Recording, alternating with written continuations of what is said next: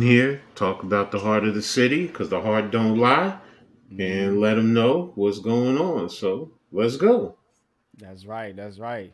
Heart beating strong too, man. Strong, man. We had some big wins by the football teams. You know what I'm saying? Yankees making moves, man. So Hmm. we're gonna get into all that. We're gonna get into all that, man. As I like to always do as well, man. Tap into my chat, man. Tap into my chat, man. As y'all come in, man, please hit that like. Share the video on social all your social media platforms. You know what I'm saying? Subscribe to the channel if you ain't already done so already. Crowd favorite, what's good? What up, fellas? Let's go Giants. That's right, man. We're gonna get into Hmm. Giants, man. We're gonna be talking heavy Giants. We're gonna be talking heavy Yankees, as well as getting to a little bit of Jets too. They had a big win over the Texans. But I'm gonna set it off. I'm gonna set it off with a little around the city. I like to do this, man. That way we can kind of get everybody, get all the teams out there. You know what I'm saying? And until we get into the meat and potatoes of the show, as we let people come in and get in here. So let me fire this. I want the power, but I want the love and respect first. Said I want the power, but I want the love and respect first. Yeah, I want the power, but I want the love and respect first. Yeah, I want the power, the love and respect first.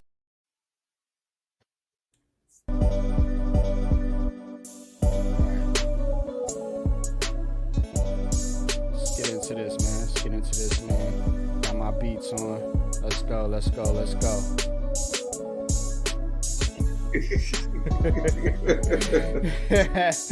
So, New York Giants beat the Packers 24-22, man. My man Tommy Cutlets getting it in, man. Getting it in, man. Tommy Cutlets, man, doing his thing. You know what I'm saying? So, um, hey, look, man.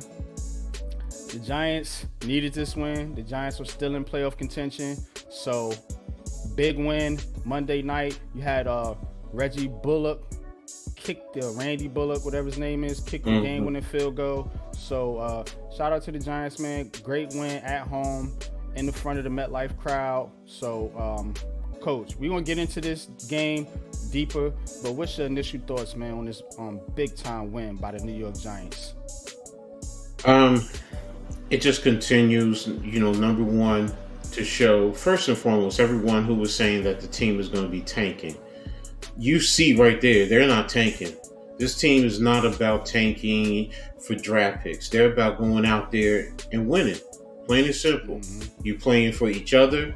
You're playing for the people in the locker room, the organizations. If the fans aren't with you, then so be it. But for those fans who are with them, they're rocking with them. So, that's the big thing. I mean, you're seeing what the overall what this whole coaching staff is doing. I mean, we a lot. There's been a lot of criticism, rightfully so, wrongfully so, whatever. But you're seeing what these guys are doing with these players. I mean, come on, you have to give Dable, Kafka, um, Shea credit for what they're doing with DeVito.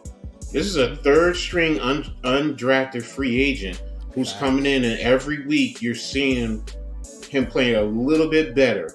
I'm not saying he has elite talent, not saying that he's an all pro or anything of that level, but he's showing that he's a capable football player. Maybe he's just always going to be a backup, but you're not going to sit there and worry about, is he, like we had with Joe Judge at that period. I know I shouldn't have said that, but the point being is you have backup quarterbacks who can come in and at least be somewhat competent.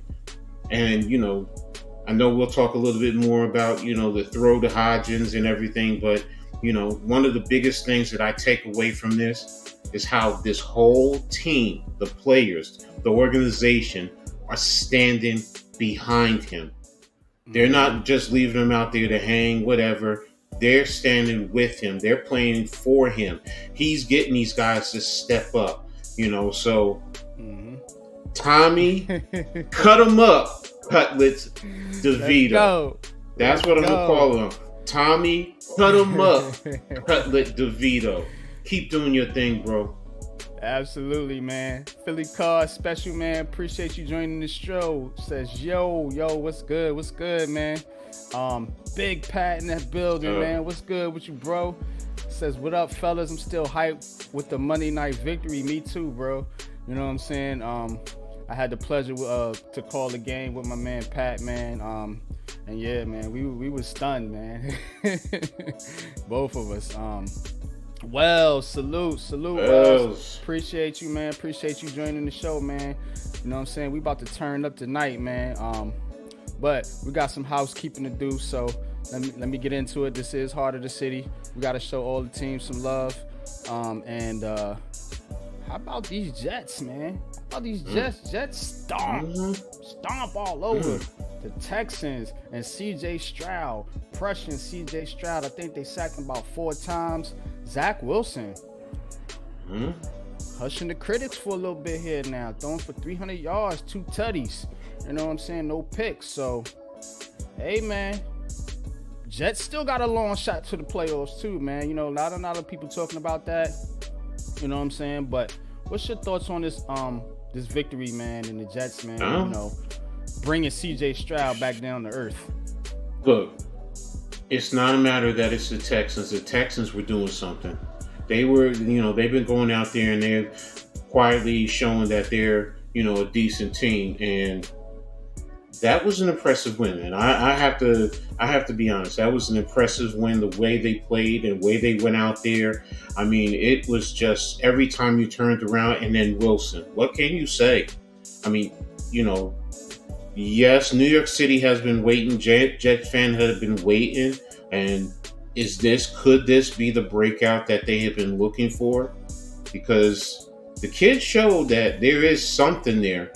And, we'll see what happens from going forward. But, right now, I have to tip my cap to the Jets. They did their thing. Robert Saleh, everyone, back off.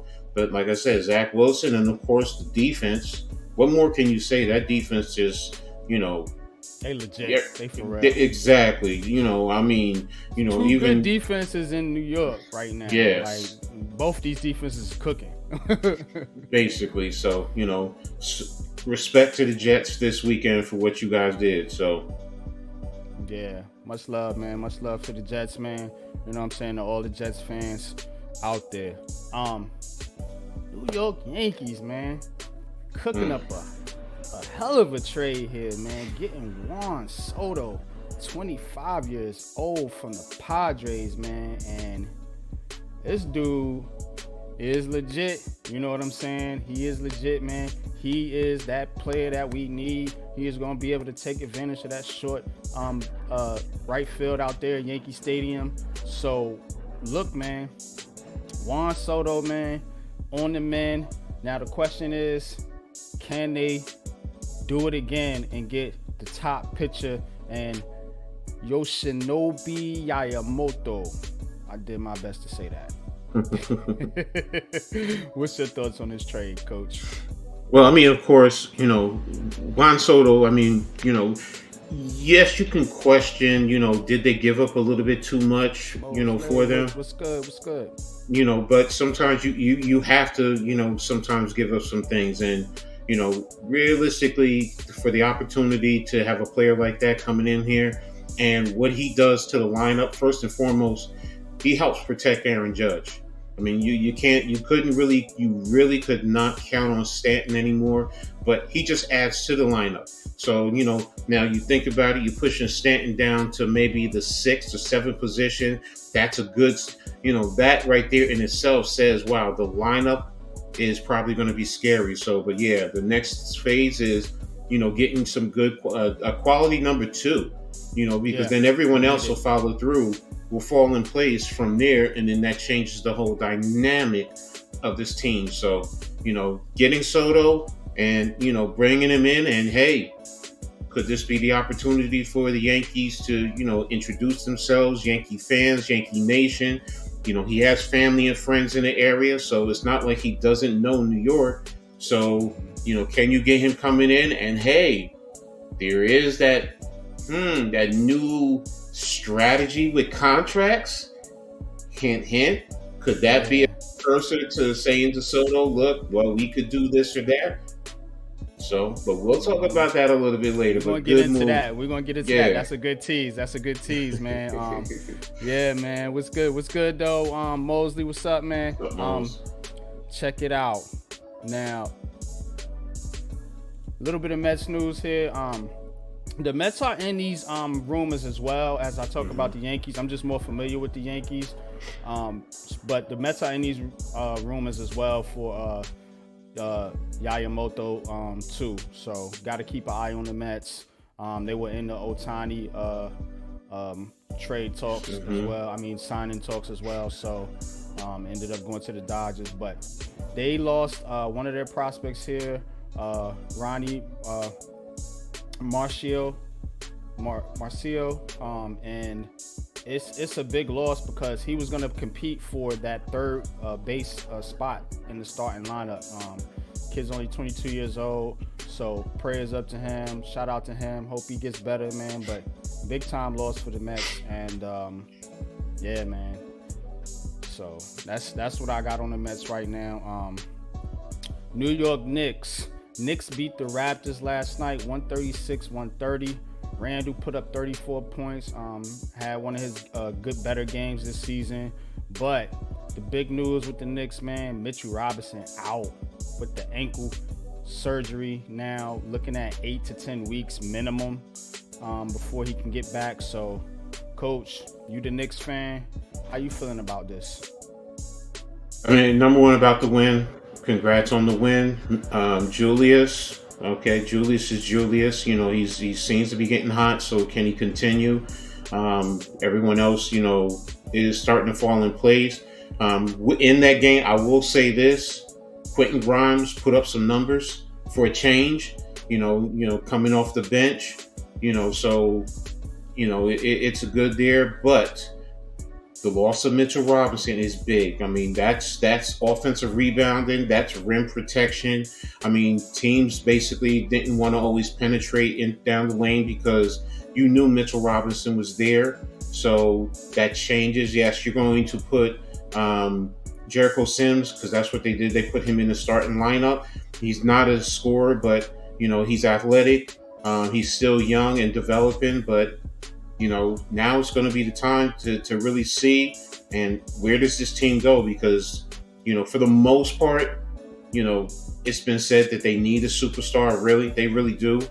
But, you know, what does this do right now in the long run? So, I mean, he's supposed to be out with 6 to 8 weeks. That's a lot right now. Mm-hmm. So, you know, but, you know, we'll see what happens going forward. Yeah, man. Shout out to Mitch Robinson, man. Hope he heals up, gets better, man. I like Mitch Robinson's game. I like seeing him play out there. Just as a basketball fan, the things he can do on defense is unmatched right now. But so big blow for the Knicks, man. But hopefully they can right the ship. Nets lose late last night. I was calling the game, so I didn't really get to watch it. But the Kings hit a franchise record 25 threes. Wow. Nets defense has been not good, to be nice about it this season. Offensively, they've been really good. Defensively, they have not been good. And coming into the season, that was the thing that we thought as Nets fans was going to be our defense, was going to be our strength, and it has not been the case, man. Kings lit them up last night, and they got a tough test tomorrow against the Suns, man. So we're going to have to see. Nets going to have to put it together. Not having Lonnie Walker, the fourth, coming off the bench is a big deal too. You know, and of course, no Ben Simmons. Get nothing from him. So, you know, hopefully the Nets can stay afloat. They got this tough West Coast swing. And then I think on the 20th, they're back. The Knicks and Nets are both on the road right now, just so y'all know. And when they both get back, they'll be facing each other. So that's how it's going to go down in the city. Only one team playing tonight in the city as far as the four major sports, and that is the Rangers, and they are getting whopped 4-1 right now. A lot of people calling for Igor, the goalie. They want to put Quick in there. He's been up and down a little bit, so we'll see on the Rangers front how that goes down. But Rangers still in first place in the conference. Can't be too mad about it. They are the best team in the city right now. And that's going to do it for Around the City. Now we're going to get into the meat and potatoes of this thing here. Y'all hit that like button, man. Join the show, and tap in with me and Coach as we're gonna get into the New York Giants. We're gonna set it off with the Giants here. The Giants have been, the talk of the town. Coming off that. Oh, right there. Yeah. Cutlets, man. Tommy Cutlets, man. We teased it earlier. Coming up with the big win. 70 yards rushing. Came in the clutch with that big time throw to Wan'Dale Robinson to set up the game-winning field goal. He's been playing lights out, only 4 incompletions, no sacks. He's 3-0 right now. He has, I believe, 8 touchdowns to only 3 interceptions so far in the season. Look, man, the kid right now is playing the way you want to see somebody that's coming off the bench, undrafted free agent. Look, man, he's playing like he ain't got nothing to lose. And then I love it. Playing with confidence, no fear. A lot of quarterbacks in that situation, being an undrafted free agent, down in the game, under 2 minutes to go, they would have folded. Not Tommy D. Went 4 for 4, drove him right down the field. Boom. In there. You know what I'm saying? Wasn't all Tommy D, though. You have to give a shout out to this defense. Kayvon Thibodeau and Dexter Lawrence are both playing like animals right now. They're on fire. You know what I'm saying? Both of them. You had Azeez Ojulari sighting last year. Bobby O, just doing things out there, man. I'm telling you. Banks, we have a lockdown corner, y'all. We have a lockdown corner in Deonte Banks. You know what I'm saying? Yeah, he's going to still make a couple little Ricky mistakes, but that play to save that touchdown was incredible. Shout out to this defense. And I want to give a special shout out because a lot of people always ignore special teams. Shout out to the kicker because I'm not going to lie. I told Pat I was nervous as hell when that dude got up there to kick that field goal. I was like, oh, my God.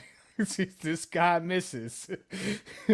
But shout out to Bullock, man. He made it, man. And shout out to the special teams, man, for getting that fumble recovery, too. That turnover, man, that was big. That was big time, man. That led to the Giants' touchdown. That took the lead for them in the second half, man. But, look, people talking about this quarterback thing, I get it. We can have quarterback conversations all day, but this was a true team win by the New York Giants. A true team win from the coaching, Dable and them, cooking up some things for Wan'Dale Robinson, which we hadn't seen all season. You know what I'm saying? Playing the zone read with Tommy DeVito, you know what I'm saying, which they hadn't done before. So shout out to the coaching staff. Shout out to Wink, Wink's Wink. He gonna do his thing. You know what I'm saying? And then the special teams coach, you know what I'm saying? The special teams actually got it done. So to me, this was an overall team win. I know Tommy Cutlets is the cute story, and he's going to get all the headlines because he's the quarterback. He's the, underdog. He's got the all that and everything, man. But this was a true team win for this New York Giants team, man. You know what I'm saying? And I'm going to turn it over to Coach, man. But look, y'all, the Giants have talent on this team. All these media people telling you that this team don't have no talent, that they're a bad team. I heard them on ESPN. Just a bad team. They're just a bad. The Packers gave them the game. The Packers ain't give shit. You know what I'm saying? The Packers drove down there and scored. They did what they had to do, and we took it from them. That's what we did. You don't see the New York Giants take wins from teams too often. And last night, they took the win from the Packers, man. Shout out to the Giants, man. I'm still pumped, man. Like Pat said earlier, I'm still hyped about this win, man. Coach, man, talk to me, man. What's your thoughts, man? What you seen out there? Okay. One, the Packers head coach LaFleur even said it. He said, you got to give the Giants credit. He's like, the Giants went out there and they did their thing. So this win, now look, I'm not one to make a win or a loss bigger or bigger than what it really is. But you also have to put it in its proper perspectives. The Packers team came in here and they have been playing well. They have been playing well. So I mean, they just beat the Chiefs. So they were going to come in here flying high. One of my keys that I said earlier yesterday and over the course of the weekend is you had to watch out for Rashawn Gary, being that he's from Jersey, my hometown. Family and friends are going to be out there, and you didn't hear anything. That's a credit to the offensive line. He wasn't out there making plays, running around. I mean, because I was looking, when I tapped in later, and I was trying to see, what is he doing? He wasn't doing anything. This team went out there, just like you said. This is a complete team win, and they went out there and they earned this win. The Packers are to take a Stephen A. Bite. The Packers are no scrubs. They're good. They're a quality team, and for this team to go out there and win, that tells you everything you need to know about this team. This team is not quitting. They're not worrying about tanking. I've been saying it for weeks. They're worrying about their job security. Some guys are worried about that. Even some guys who, like Xavier McKinney, even Saquon Barkley, they're free agents. So Yeah. they want to at least put something on the table, if not for the Giants, in the league. Saquon, I think, will be back. X is a question mark. But getting back to the main point, this was a whole team win. They went out there and they earned this game. They played for each other. They played for the coaches after the win. What did you see DeVito doing? Jumping on top of Dable They were because he's there. so excited. That's telling you that they believe in the head coach also. So that tells me everything I need to know about this team. They're fighting, and they're not going to sit here and say, "Oh, we're just going to go out and go through the motions." We're going to do what we need to do, and we're going to earn our wins. We're going to take our wins, and if you beat us, you beat us. Plain and simple. Right. You're going to have to earn your win playing the New York Football Giants. It's not an easy cakewalk anymore. So I'm proud of that. I'm proud of what I'm seeing. Same offensive line every week now for the past few weeks. They're starting to gel and go out there and play together, open up running lanes. I love the fact that you bring in um yeah, I keep calling it chicken legs. Glowinski. Glowinski. Yeah, you seen him on And that touchdown run with yes, Barkley. Yeah, he came it, across and pulled yes, and opened that lane exactly. up. I seen that. Yep. Exactly, and that's the point. When you go with the big offensive lineman for the tight end spot, that helps in the run game. That gives a little bit of extra protection. Yep. Giants ran for over Devito, 200 yards yesterday. exactly. And the one thing we were watching earlier was he was getting sacked. No sacks last night. He was getting rid of the ball quicker, and anytime he was in the pocket, he was able to deliver a pass downfield. So. This was yes, I'm getting putting a little bit more emphasis into this because this is an important win for the Giants. It's saying that they're still fighting to try and make the playoffs. Ladies and gentlemen, I'm not saying that they're going to, but if they win out all the rest of these last four games, they're in the playoffs. Oh Think yeah. about that. This team is literally what, a half a game out of a playoff spot. Mm-hmm. But Yeah, one game back.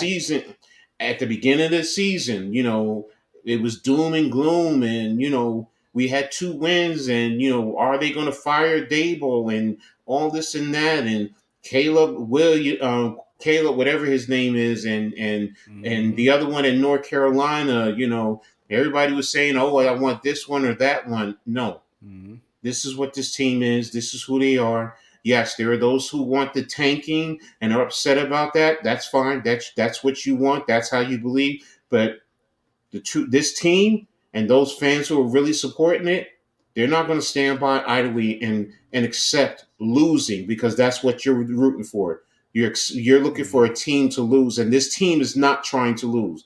They want to win. So I rambled enough. Go ahead. You got it, man. Nah, good stuff. Good stuff, Coach. Miz, I'm gonna send you the link. Shout out to Miz. Miz was at the game last night. Him and Alex, Big Blue in the Bronx. So I want to get their perspective on what they seen. On what he's seen, being in the stadium, because I always know, I go to a lot of games. I know it's a different vibe when you're out there. Shout out to CPNY Mm. Sports Network, man. Appreciate Yeah, you coming bro. through, man. Thanks. Thanks Appreciate you for coming tapping in. in. You know what I'm saying? Yo, So, I Ghost love this Dog, what's comment. good? What's good? Yep. Salute NYG, salute Coach. Appreciate What's you, up, bro. Ghost Dog? Appreciate you. Yo, Um, highlight his gear. There you go. I love that comment. Says this defensive back group is something this franchise can build on. That Mm-hmm. youth is not replicated in many other places around the league. That was built from the ground up. Absolutely. Exactly. Absolutely. Talk Exactly. about it. You got Mm-hmm. Banks, you got Mm-hmm. Pinnock, you got Flock, Mm-hmm. you Mm-hmm. got McKinney, Hawkins, McKinney, yeah. Hawkins. They were Um, built from the ground up. He's absolutely right. Only exactly. free agent is Dory Jackson. And he probably is gonna be out of here Exactly. next year. No, you got McKinney. McKinney's a free agent after this year. I mean, as far as who they brought in, Oh, all all these okay. all Got you. these Got you. guys, all Yes. these guys were the Giants players. Well, Pinnock came from the Jets, but yeah, Mm-hmm. our young secondary is built from the ground up, like you said. Mm-hmm. That's a real Exactly. statement. Hmm. Exactly. So I would Yeah, love no Tommy. doubt. Yeah, I would love Tommy in South Philly. Yeah, okay, Philly special. Yeah, yeah, yeah, Yeah, yeah. We're gonna be it we're ain't gonna be seeing happening. we're gonna It be ain't seeing happening. them Philly cats here in couple weeks now, man. But you know, we'll see, man. We'll see. Yeah. Eagles, they did took a bad loss Mm-hmm. to Mm-hmm. the Dallas Cowboys, so they're licking their wounds. But I can't honestly sit up here and say I'm confident we're gonna beat the Eagles. But anything can happen. Anything can happen. Miz, the link is in your Twitter chat. If you want to come through, bro, you know what I'm saying. Appreciate you, man. But Tommy Cutlets, man, and you got a lot of people out here, saying that he's better than Daniel Jones and he's better than Tyrod Taylor and all this and all that. What this tells me is a couple things here. One, the Giants don't have to go out and chase the market for a backup quarterback. Two, you're seeing development and you're seeing how Brian Dable and his coaching staff can develop a quarterback. You know what I'm saying? And then most of all, it's gonna allow you to save money if you do want to do some things in free agency, man, because you can move on from Tyrod Taylor. You know what I'm saying, and you don't have to really chase the quarterback market. And that's kind of how I feel about this situation. Um, this link is for Miz. I'm not letting anybody on but Miz right now. Um, but Look. I'll say that's this. yeah. Go ahead, No, I'm sorry. coach. Go ahead. No, no. Finish what you're saying. I'm sorry. Nah, that's just what I think. You know what I'm saying? I'm not looking for Tommy DeVito to be a starter next year. It's possible, you don't know. We had undrafted free agents that were starters, before in this league. So let's not get it twisted. Kurt Warner and Tony Romo is two ones that kind of come to mind in recent history. But look, man, it's it's that's it, man. That's it, man. You have a quarterback now that you're developing that's improving, man. You have to be excited about this. You have to be excited about this, no matter what side of the coin you are on as far as the quarterback situation is. You have to be excited, man. And I told Pat this last night on the stream. The the Giants fan base is split right now, but everybody loves Tommy DeVito. You know what I'm saying? I haven't heard too many people talk bad about Tommy DeVito. So it's crazy to see that certain players split the fan base and certain players unite the fan base. You know what I'm saying? Hmm. And that's just the weird nature of being a Giants fan. But go ahead, coach, you got it. Well, you had said about the quarterback and how going into next season we can do different things, and that's true. I mean, you can go out there and you don't have to, in some sense, and I know some people may think this is blasphemous for what I'm about ready to say, but you don't have to draft a quarterback now. You really don't because you have the veto. He's under a 3-year UDFA contract. I mean Mm-hmm. that's cheap. That's cheap right there in itself. And he continues to show that what. Worst case scenario, he's still a good, not top of the line backup quarterback, but he's still good. He can go out there and he can produce and Mm-hmm. he can play. So now you can play the draft. You can play the market if you want to go out and get a veteran that you want to bring in as a backup and still keep DeVito as the third string guy because you're still able to have that third guy that if the other two are down, you can bring them on. I mean, if you want to go the opposite way, bring a veteran in and let DJ and have him, as that third string quarterback. I mean, it's expensive, but it allows you to do so many different things. And if one of those top quarterbacks are there when you draft, wherever you're drafting, and you really believe in him, and you want to take him and say he's your future that you're going to work around, great. And now you don't have to, as Stas said, will say, go into the draft trying to eat hungry. You don't have Mm-hmm. to, You're in a gonna sense, shop be hungry. desperate. Yeah. So it leaves you situated in a very good position. And one big factor, I'm gonna keep coming back because most people who know me know I always talk about the trenches. Remember, Mm-hmm. this offensive line has been together now consistently for the last 5-6 weeks, and you're seeing improved play.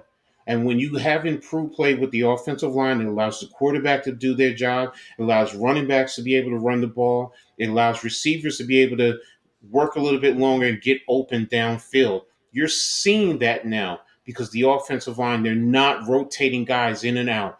They're now playing together and he knows what he's doing on the right side of him. He knows what his teammate is doing on the other side, and now they can work together.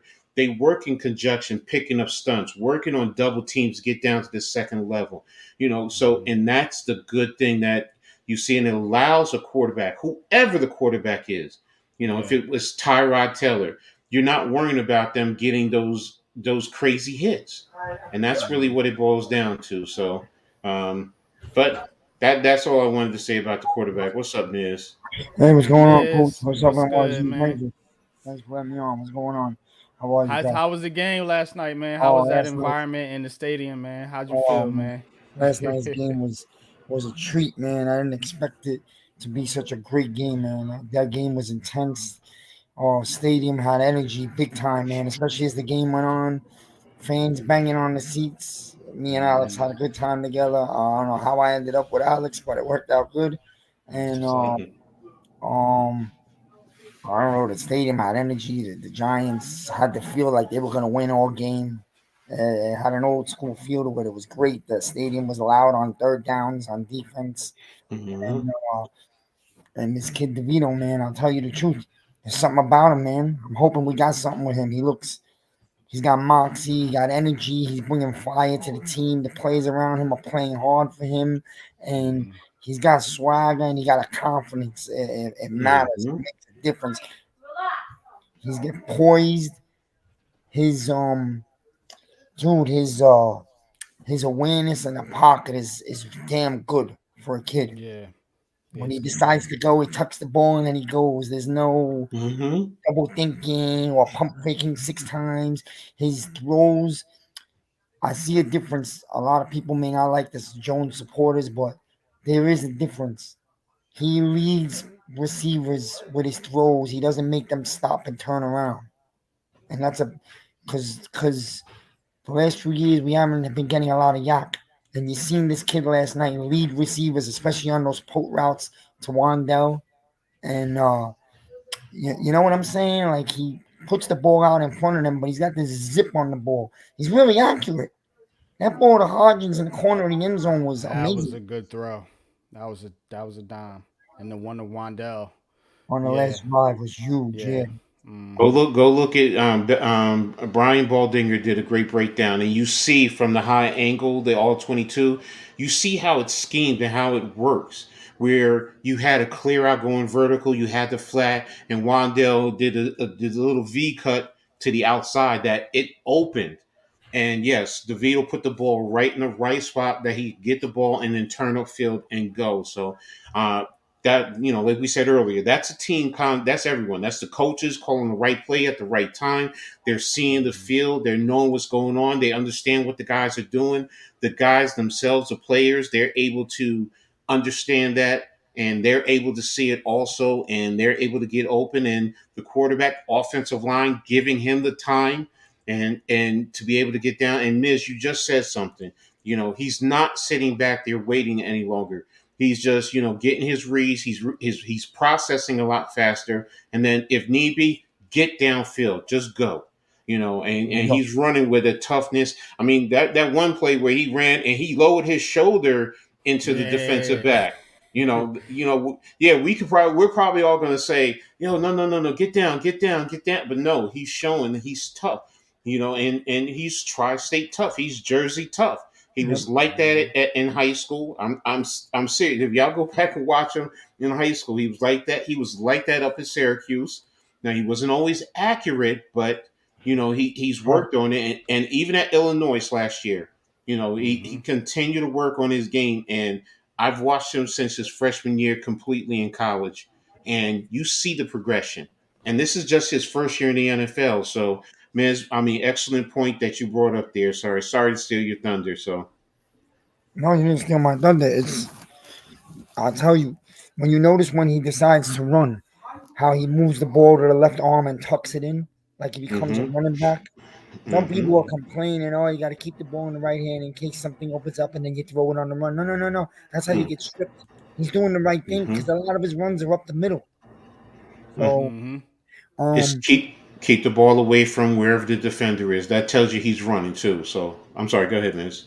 No, I'm just saying that. You're right. And what I was gonna say is his just like his pocket awareness, man, his sense of when it's time to go and how he knows how to shift left or right around defensive players. This But did kid. you seen that improve from the first couple games where what I'm saying, it seemed like he had very little awareness to now, you know what I'm saying, in this game where he's seeing it, he's starting to see it, he's starting to see the rush, you know what I'm saying? Like before it was like, okay, he wasn't quite seeing it, in those first couple of games. And that's what I was talking about, Miz, as far as developing a quarterback. You know what I'm saying? You see the guy developing. You see him getting better game after game after game. Tommy DeVito has 70 rushing yards yesterday. You know what I'm saying? And 158 passing yards. That's over 200 something yards. So that all purpose. So that's big time. You know what I'm saying? That's big time, man. And he doesn't turn the ball over. He's not turning the football over. That's big for a rookie quarterback. You know what I'm saying? So many rookie quarterbacks come in there and throw interceptions left and right and lose confidence, man. And then next thing you know, you don't hear from them no more because, they shot. Their confidence is shot, and when they get in the game, they make mistakes because they're hesitant. You know what I mean? So you're not seeing that with Tommy DeVito, man. So I'm glad you brought that up, Miz. I was saying it. I was telling people. I'll be honest, man. For the when we won a playoff game last year, let's be honest, we still didn't really know who we were. But now this year, you went through adversity early in the year. We were rock bottom. They climbed out of adversity. They've been coached up and come back and fight to put together a football season for December for us. And unlike the end of last year, you feel like there's a direction, there's an energy for this team going forward now. You want to go get a quarterback? It doesn't have to be early in the draft now. Mhm. One in the second. If you could get Jaden in the early second, or climb up into the late first if you want to, it's up to them. And bring him in with this kid and Jones and have a real competition next summer. That's the way to do it. Yeah. Yeah. Like you said, a real competition because the Giants have been handing the keys over, you know what I'm saying, to Daniel Jones for 5-6 years now. And I will agree with that. You know what I'm saying? Competition is always good for a football team. You don't want to just go in there saying, "Hey, it's this guy's job or bust." We need to do the same thing at right tackle. Bringing Tyree Phillips in here was the best thing for Evan Neal, in my opinion. You know what I'm saying? Because he's gonna have to compete to beat that cat out next year. You know what I'm saying? Or whoever else they bring in. Competition is always good for a football team, and that's been one of my knocks on the Giants. They seem to hand these guys jobs when they haven't earned it. You know what I'm saying? And now you're gonna have to earn it because this kid, he's coming to play. You know what I'm saying? He's coming to play. So you better be on your P's and Q's. And I love it because it's gonna make Daniel Jones better. It's gonna make whatever, if they draft a rookie, it's gonna make that person better. And it's gonna make Tommy DeVito better, just having that competition in there. You know what I'm saying? So that's what we need, man. That's what we really needed. You know what I'm saying? But talk about this defense, man. What you seen from the defense, man, out there last night? Defense is strong. It's not elite, but it's a good defense. It's playing their asses off. And Kayvon, man, he's everything I always thought he was going to be. I never doubted for a second. And he's going to be better when we get another guy on the other side. Aziz is not the guy. But if you want to keep him for a third person to rotate, we got to go get a second end. But the defense was good. It brought the energy to the crowd. And as the game went on, the crowd brought the energy to the defense. And be honest with you can make a case they won you the game. And I'll tell you why. Okay, in the third quarter, we had a bad turnover deep in our zone. The defense had to come right back on the field. They were able to hold Green Bay to 3. That was big. Then with the 2-point conversion, you kept it honestly a game right there. And they gave the offense, basically those 2 defensive stands gave the offense 2 chances to go get the game. Especially I'm talking about the last drive. I was telling Alex when the Packers were going to score on that drive, I said the Packers are going to score here. But when we held them out of the 2, which I really felt we could, I said, as long as you leave a minute on this clock for this kid, for some reason, and you felt it in the stadium, the whole stadium felt that he was going down the field without a doubt to get them a decent field goal try. You knew it. You just had the confidence because you seen the confidence in him and how they were playing last night. And we haven't had that confidence in the past. Normally, it'll be like, oh, Barkley fumbled the ball. Oh, this is typical Giants. They lost the game. Normally it would have been like that. But it wasn't. You had this different feel in the stadium. I'm telling you, there was a feel. And it was even better because a lot of Cheesehead fans were there, and they walked in there with their cockiness thinking they were going to walk over us. Yeah, I don't see our resident Cheese fan in the chat anywhere. Mr. Leaf Diddy. He didn't disappear on us. I'm going to have to go run him down because he's cash, money, you know what. So, Leaf, I'm coming for you, bro. Pause. I'm going to hunt you down, and I'm going to give you this work. Word up. You was talking crazy, bro. Yeah, we know about Leaf. I'm waiting for him. I'm waiting for him. MIA, right, goes. Exactly. The Packer fans, as the game went on, you could see how worried they were getting. In the beginning, they walked in there like it was gonna be a party night, no big deal. Giants suck. We got love. We won 3 in a row with Green Bay. And I told the guy, yo, you think it's gonna be an easy night for you? You haven't seen our defense yet. and there it was. It turned into that. And at We the end of the always game, do good against Green Bay, we man. do. Like we Yeah. beaten them in the playoffs. We beat them last year. You know, we beat them with Aaron Rodgers. We beat them Yeah. with Brett Favre, and now we beat them with Jordan Love. Don't matter who they put out there. The Giants have historically played well against Green Bay in recent memory. And you know what? I seen a stat on Sunday that the Packers were 18-0 in December, and I said that's Mm-hmm. it's a death. Mm-hmm. Whenever they do Mm-hmm. that on TV, and I told my friend who was next to me, he said, "Wow, 18-0." And I said, and then not me, but my other friend who's a Jet fan, but he follows Rodgers his whole life. He said, "Yeah, how much of that 18-0 is because of Aaron Rodgers?" And that was a great point.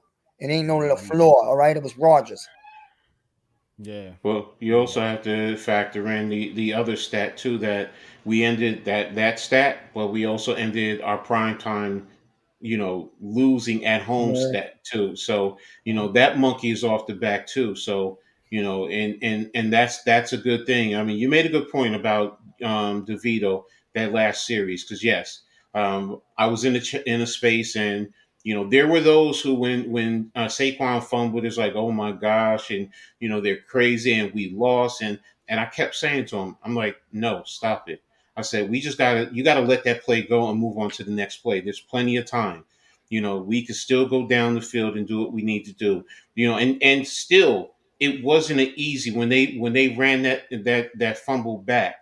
It wasn't an easy process for him to go down and score. We were Mm-hmm. fighting them to score, even when they scored that touchdown. I mean, literally, we were right there with them, fighting them for that receiver from getting into the end zone. I thought for a split second that maybe he wasn't in, but once Yeah. you saw the replays, it was like, okay, yeah, he's in. So, but the point is, we fought it, and then, like you said, DeVito went right down the field. He was 4 for 4 on that drive. That told you everything you need to know. And it yeah, was just like, and when you got down there after Wandell, and they ran Barkley with the next one, I said, okay, they're just setting up for the field goal. Because in some regards, could they have probably tried to go for a touchdown? Yeah. But then, okay, then you're going to go into the argument: do you leave them any time, or putting the ball in harm's way? I did agree with the fact, just kick the field goal, because it was a 37 yarder, so you were literally there. So, but the point being is, those fans that were in that space, that were, oh my gosh, doom is gloom, and I kept saying, no, stop it, just move on to the next play. And one of them said, okay, coach, I'm with you. But you could tell he was. And then after the game, you could hear how excited he was, and it was Mm-hmm. just, look, that's the thing. I get the feeling of what you've been through, but I guess, as an old head, I've seen the '70s. Y'all ain't seen misery. I mean, I've seen the Joe Pisarcik debacle, where Herm Edwards, you if you take a knee, you win the game, but you try to run it and it fumble, and Herm picks it up and wins it for those Beagles down in Philly. So, it's now, it's like I've seen 4 Super Bowls, and maybe I'm a little bit too arrogant. It's like, okay, 10 years, whatever. I mean, we're going to get over it. We're going to move forward. We're going to rebuild. We're fine. We have the right coaches. I have faith. We just got to get a couple of players here or there and continue to build what we know can be eventually a championship caliber program. That's me. You want to call me delusional? Call me delusional. But I've seen it before. I've seen it before, and I've seen us build. Parcells, his first year, what most people don't know, his first year, fans wanted to fire him. Yeah. Think I about bet. that. They wanted to fire Bill Parcells his first year, Mm. but then he turns around, and within 4 years, he wins that Super Bowl, and everything changes from there. So I'm saying the same thing here. We have the right coach. We really do. So it's just, you know what? I get it. New York City, I get the patience. I get the immediacy we wanted. That's fine. But I'm telling you, you know, as an old head, it's going to come.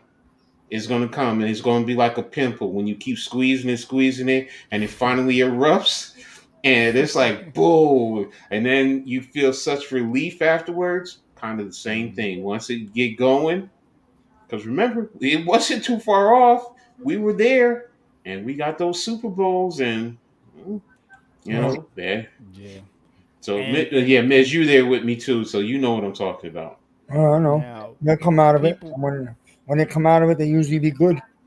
You know, it's a Hmm. Giants history. Their Super Bowls come in twos. I'll take that. Hmm. Yeah. Two There out of you four go. years, twice. Hmm. Exactly. But that's what I And was saying, man. Because the Giants, I want to look at it this way. Because the Giants went through a rough first half of the year, a real rough first half of the Hmm. year, I Hmm. think these Hmm. kids are now Hmm. growing. They're learning the hard way how to win Hmm. games. And that makes you a championship later, 2, 3 years down the line. You know what I mean? A lot of How to young people handle don't get that. adversity. You know, they don't get that today. They want instant gratification. Win today. We got to get that hot-looking, sexy QB from USC. No, not really. You know what I mean? You don't have to No, get it. you're. Coach is right. You really don't need to get any quarterback in this draft. I would bring one in the second round and create a nice competition here, but you don't have to. I'm not taking one if we're drafting 10 or 11. I'm not. I'm looking for the tackle or the defensive end from USC or just some impact player on the scrimmage again, to be honest with you, in the trenches. yeah, That's just me.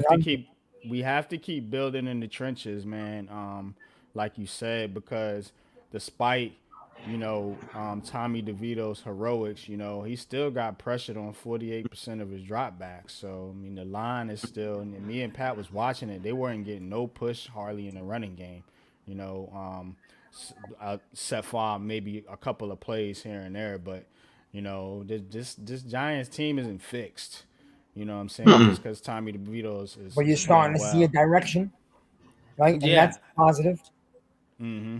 And it looks like I'm not gonna say it's completely this kid right now. The city's all hyped and it's a fun story because he's a hometown kid and the Italian thing and all. It's fun, but they are. It seems he's helped them start to turn a corner as a franchise. It looks like it. Like they're playing with more confidence and a little swagger. So, just keep moving the O line. And I'll be the first one to admit, for the first time in my entire life, I fell off the wagon and started to root for a tank. Never did that in my life. The day me and Pat got into it. Because I was tired of losing. And really, I had one name in mind, and it was Drake May. And we're not getting that. So, but I realized this team has re-taught me a lesson. That tank shit is bullshit. I'd much rather have these kids fight for their season, give me meaningful game in week 17, 18, and it's going to create a team with experience for next year. It really does. It's going to lead into You next year. gotta think about how you honestly feel. You know what I'm saying? When your team wins and when your team loses, how do you honestly feel? I Like hate when it. the Giants lose, I feel bad. I don't like it, Right. yo. You know what I'm saying? So how could I ever root for this team to lose? Cause I'm rooting for myself to feel like shit. You know what I'm saying? So I don't, you know what I'm saying? Like we was like, yo, we was fucking like excited as hell after that win last night, me and Pat on that stream, man. And that's how a real fan in my era and you guys' era, that's what we know. Root for the team when they win, you're pumped.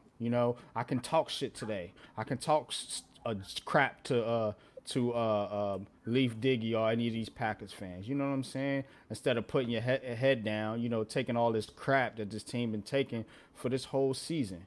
Every fan base joking you, talking crap about your team. You know what I'm saying?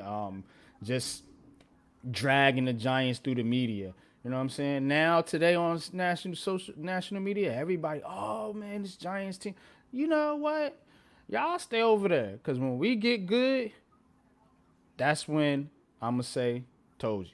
You have to be patient, you know what I'm saying, and root for your team, man. Because Mhm. I thought that's what being a fan was about.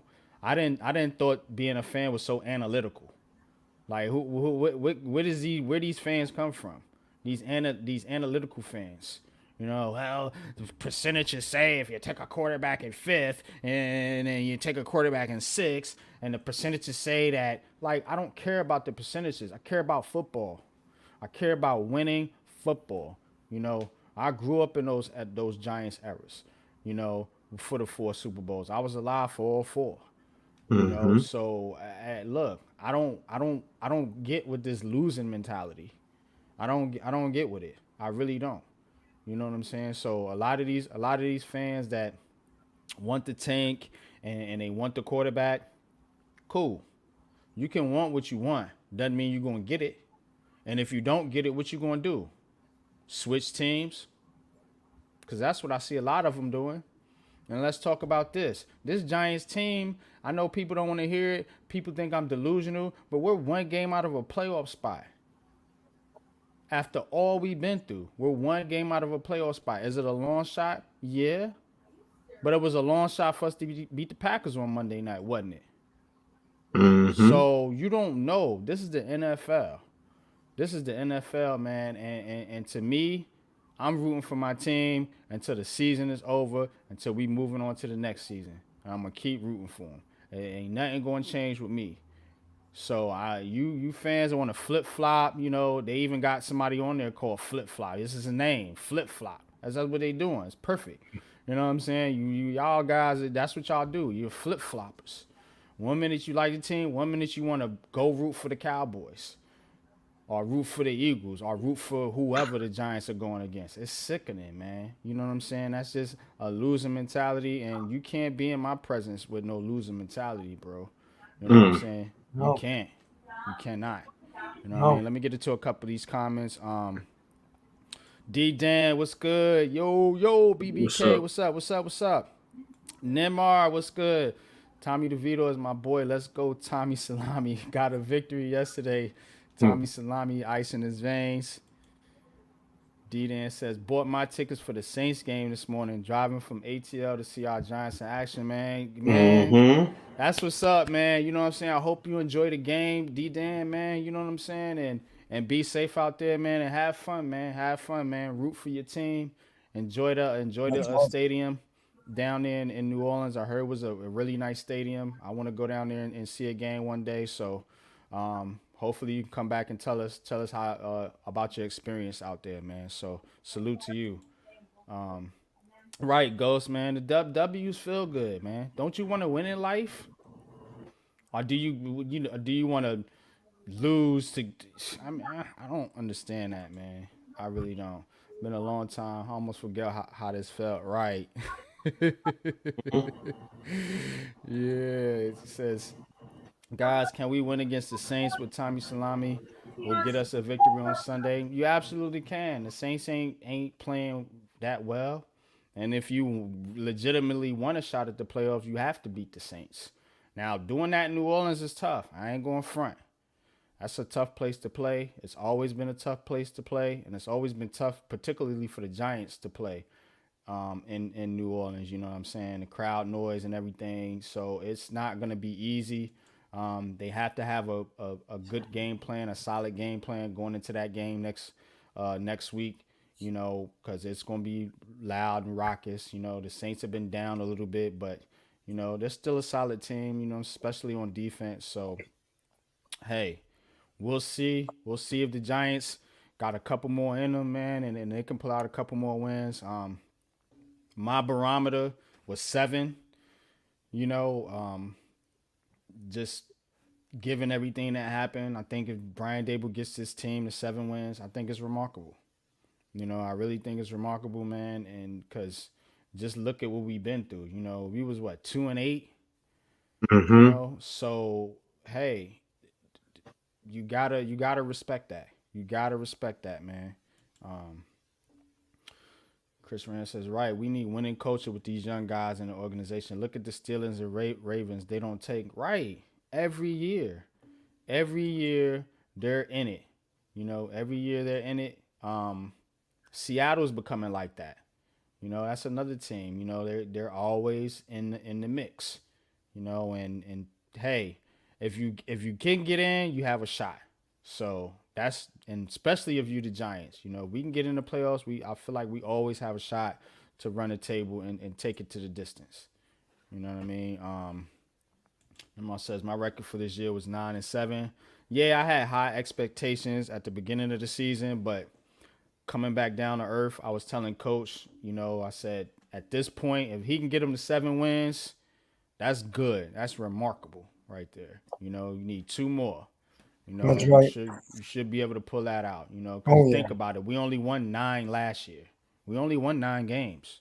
As good as the season was last year, we only won 9 games. For him to come back and win 7 after everything that went through was for the beginning of the season, all the turmoil and everything, all the media talking about they don't like him and the coach and the coaches don't like him and everything like that, and players bickering a little bit. So for him to get that done, I think that's remarkable, man. You have to tip your cap.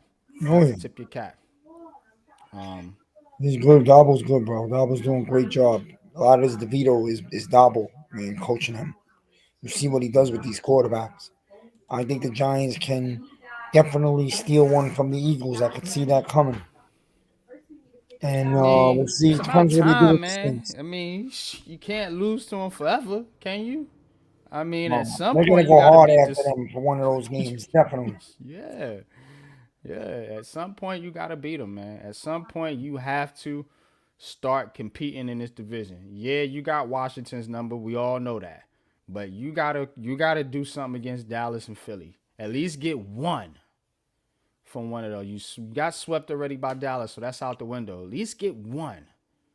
You know what I'm saying? And don't go out there and get smacked around either. I don't want to see that. Compete.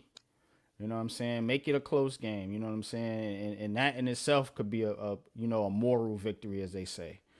Um, but let's see what we got. What else on group two? Yeah, man. But what y'all thinking about this Saints game? How y'all feeling? How y'all feeling right now? How y'all feeling? I know we still enjoying the victory. You know what I'm saying? But the NFL is the NFL. You got a short turnaround. Got to move on to the next game. How y'all feeling about this Saints game coming up, man? What's your thoughts? Initial thoughts on this game? You can go, Miz. They have. Oh, go Miz. Go ahead, Miz. Either one of y'all. No, let Miz go first. You can go, coach. I was just worried. I'll be honest. I feel like we're coming into New Orleans in the same position Green Bay came into us.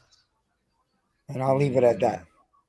No, that's an excellent point. That's an excellent point. I mean, it's good to get the win, but now I mean we got to go on the road, and we're fighting. They're fighting for their playoff lives just like we are.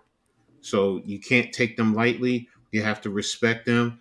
For the most part, they do have a decent defense. There's questions about their offense, but if you slip up on their offense, if you take them lightly, next thing you know, you're going to be walking out with your tail behind between your legs. So it's important that we definitely go down there, take them seriously, and be able to go in there and play our game. Now, offensively, pretty much do about some of the same thing. Don't go in there too arrogant, too cocky. Thinking that you're just going to walk all over them. Play smart football, sound football, and when the opportunities present themselves, you go out there and you execute and you do what you need to do offensively. We can, do what we need to do. An offensive line has to continue to play the way they've been playing, together, smart, and not in a manner that basically says that they think that they're going to be able to bully and walk all over them, because the offensive line is still not an elite offensive line. It's still an offensive line that's a work in progress. So, and get the ball to our playmakers. You have to get Barkley, the ball, and let him go out there and make the plays that he knows that he can make, and that we know that he can make. And be smart. No turnovers. That's the biggest thing. No turnovers. And when you got the opportunity to score your touchdowns, man. Don't get into a field goal game. Score those touchdowns. Put the pressure on them to keep up with us, and not us trying to keep up with them. So, But go ahead, Miz. You got it. Oh no, I was just answering. Where was it? It was cold last night. The wind died down, which is big. Anyone who knows, when you go to Giant Stadium, it's windy. It's very open. There's no buildings around. Alex was shivering to death because Alex was supposed to be in the press because he got the press pass, but his boss didn't let him in because they were full. I guess because it was a Monday night game, and his boss never told him during the day. So he ended up staying out with me. I bought him a ticket for picking me up and stuff and driving. And but I had three hoodies, a fleece, a winter hat, gloves. So I gave him one of my hoodies. I took that off in the bathroom and gave it to him. He was cold. And anyone who goes to these games in New York in December knows. I'm sure Coach knows. And you don't mess around, even if it's it's 45. It's not bad tonight. No, no, no, no, no, because the wind around that stadium makes it like feel 10 degrees or 15 degrees colder. So, but I mean, the wind died down, the game was fun, and the adrenaline was going, so it was good. As far as the Saints game, I don't think that it's going to be fun to say, yo, we could beat the Saints and we're going to be fighting for the wild card the rest of the way. I got a feeling we're going to run into a booby trap this week. I got a feeling that we're going to be in a dogfight game, and and the Saints are going to view us the way we viewed Green Bay. Oh, the world doesn't think we could beat them. They're going to come in here and abuse us, And I think the Saints, like the Giants are on high right now. They think who they are with this kid, The Saints are going to use that as inspiration. And I think it's going to be a tough game. So, it's nice to dream that we could run the table, but we got to be realistic. So we'll see what happens. I don't have a prediction on the game. I just think we're going to run into a much harder game. Like last night, we were the underdog, so you were in that role. Those type of games, a lot of times favor the We're underdog. still the underdogs. We're gonna be the But underdogs all I think season. now we're starting to think a little something about ourselves. So is the media and the Saints. We're going into New Orleans also. We don't have a good history there, but we'll see. I don't look at history for this game, but can we win? Of course we can win, but so could they. I look at it as a 50-50 game. Mm, You know, yeah. Derek Carr starting. They do have Alvin Kamara. They do have Chris Olave. So they have some weapons there. You have to be Mm-hmm. mindful of that offense, um, especially if they start to get the running game going. And you know what the Giants don't do well, and that's hold that edge. And that's what Kamara does very well in that Saints team. That's what they like to try to do. They like to try to get them on the outside. We beat them a couple years ago, and then in that game, you remember that Daniel Jones game. He threw a bunch of yards. So look, like you said, Miz, anything can happen. This is kind of a 50-50 game, but if you're the Giants, you know, you gotta play the way. See, they played last night how they were kind of playing last year. You know, with the zone read, and opening things up in the running game. And that's why they ran for 200 something yards. You see how the running game can get you going. When you can get that running game going, it can get you going. You know, and they gotta keep, you know, putting their foot in the ground and grinding out these yards in the running game, because if you go back there trying to drop back and pass with Tommy DeVito in that stadium with that noise, with this offensive line, I could see a lot of mistakes happening. You know what I'm saying? So it's about what game plan that these coaches come up with. You know what I'm saying? And if they do that and they can control the game on the ground, they got a shot. They do have a shot here. You know what I'm saying? I would be interested to see if Darren Waller comes back at some point this season. That may give them a little bit of boost on offense as well, because he has to be accounted for. That could open up things a little more for Wandell, for Jalen Hyatt. How about Wandell Robinson?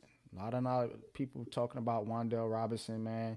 And this kid was kind of drug a little bit too. A lot of people were calling him a wasted Mm-hmm. pick, things like that. But he went out there and he How about that play where he went up for the ball? His all 5'5" of went up, leaped up and housed that joint. You know what I'm saying? So I do see the potential in Wandell. I see the potential in Hyatt. Daniel Bellinger had a pretty good game. So the Giants have to use their young talent, coming down the stretch. That's what's winning them these games, these young kids. And they gotta keep it going here in this game.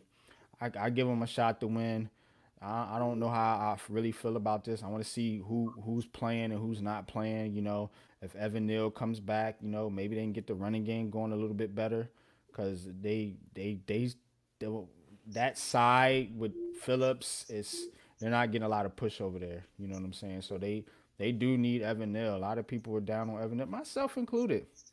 But at some point you're gonna need him, because if you really want to run the football, you know what I'm saying, he's gonna help you in doing that. Tyree Phillips is just not a great run blocker. Good pass blocker, but not a great run blocker. And his Giants ain't at that point to where they're gonna drop back and throw the ball 50 times. So they gotta lean on that running game, and Evan Neal's gonna help you in that. So I want to see the injury report, but I'm kind of where you're at right now, Miz. A little bit of a 50-50 deal for me, being on the road too. But hey, if they want to if they want to get serious here, they win this game, we're gonna really be talking about something. We're gonna really be talking about something, man, because the playoffs is in reach, believe it or not. Namar says we need to run the ball against the Saints like we did last night. Totally agree. D-Dan says Carr and the Saints can move the ball, should be competitive. Wells says going from cold game to warm game in the dome, temperature control, does that affect players? I'll let you answer that one, Coach. It could. It could affect players. It depends on them and how they prepare themselves. I mean, yeah, cold weather is always going to impact the game itself. So so can it maybe the other way around, not I think going it from hurts more cold the other way weather. around, coach. Yeah, Right? so yeah, so If you're a it's hot more team going into a nice cold it's place, more it's more do does the noise, that might be the factor. Will the noise impact them and affect them more than anything? So because you're playing in an enclosed environment, so the temperature is controlled. So I don't think it affects them to that degree. It's more the noise. Would the noise affect them? mhm, So. the noise in the dome is loud. It echoes. Hmm. Um, the one person that could affect the most is DeVito. So we will Yeah, see. and the O Um, line. the weather. You're going to a dome. You're not going to 90-degree Miami in mid-September. You're going to a dome. The temperature's not going to be too hot. It's not cold. It's perfect. It's better for the players. They'll be loose. Guys like Barkley, Hyatt, Bellinger. But if you're going from a warm climate all year round to Green Bay or Buffalo, that's the players that get affected, because they just don't want to play in that, and they're not used to playing in that. Hmm. Like a place like Buffalo has always been a problem for a team like Miami. Obvious reason. So that's what it is. The Minnesota Vikings, they're a cold weather team, but they play in a dome their whole life. So, and I believe that's one of the reasons why they never went to win a Super Bowl. But Green Bay plays right next to Minnesota outdoors. They won Super Bowls. Detroit, cold weather team, but they're in a dome. It's not an advantage to them. It's really not. Yeah. So I think I think your environment is supposed to help you, and I'm happy that the Giants didn't build a dome. I think again, the younger generation, I always say that, doesn't understand that. We play in the Northeast. It's a major advantage when the Giants are good and usually built around their defense to play out in windy Giant Stadium. It is. I think it's the fact that they haven't been good, and they haven't been good at home, particularly, you know what I'm saying, in recent history. So I think that's where a lot of fans are like, like, hey, why do we have this stadium and it hasn't necessarily been that much of an advantage for us in recent memory, but that's recent memory. We all go back. You guys go back further than me. We seen the advantage in December and January in some of these games. You know what I'm saying? Where it's Major snowing and it's advantage. wet and it's windy. You seen it, and we go and talk about this here in a minute as I segue. In the Jets game with C.J. Stroud in that game Sunday, man, it was nasty out there, and he was struggling big time, bro. But guess who didn't struggle? Zach Wilson. He threw for 300 yards because he's used to it. You know what I'm saying? So, shout out to him, man. But yeah, you're right. If that advantage is serious, man, but it doesn't matter if you're not a good team. You know what I'm saying? Anybody can come in there and Hmm. whoop Yeah, your man. butt. You know what I'm saying? So People's crying for a dome. Tell me who in the Northeast plays in the dome. Go ahead, tell me. You got Philly, Washington, Baltimore, Meadowlands, New England, Buffalo. Who's playing in the dome? You tell me. You don't play in the dome when the other teams in the country come up to the Northeast, and you have to be a good team. You can't only be a shit dome team and ask for teams magic. in cold weather is Detroit, Minnesota that I could think of. Those are the only dome Yeah, teams in cold weather. right. I'm just talking about the Northeast. The weather Right. is I a mean, I'm major just advantage period to in your in in defense. How just the Giants period. won championships. They won with Mm, defense and running the ball, conducive for cold, windy weather places, especially December and January. You don't win without that. So you want a just dome. Yeah, the stadium ain't the most beautiful, sexy stadium in the country. We know that. But it's when they're good and the place is going to be loud and electric, it's a fun place. The one thing they got to fix is the damn turf. Once again, I blame the turf last night when Barkley stumbled. The turf grabbed his toe. Go watch. So I'm telling you, that turf is a major issue. No, he got Playing, tripped.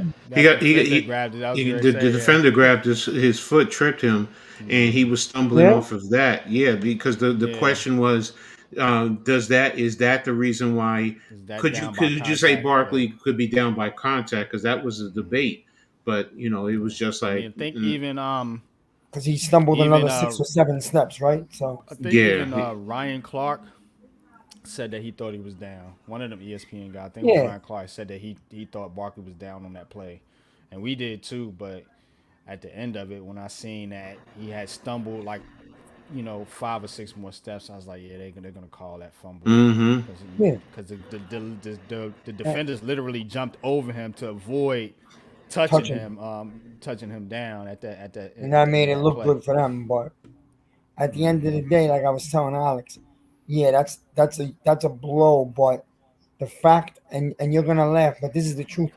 The fact that they picked up the ball by opportunity and took it back at what 50, 60 yards was an advantage to us. Believe it or not, Mm-hmm. because we were gonna get the ball back with a minute so left. Yeah.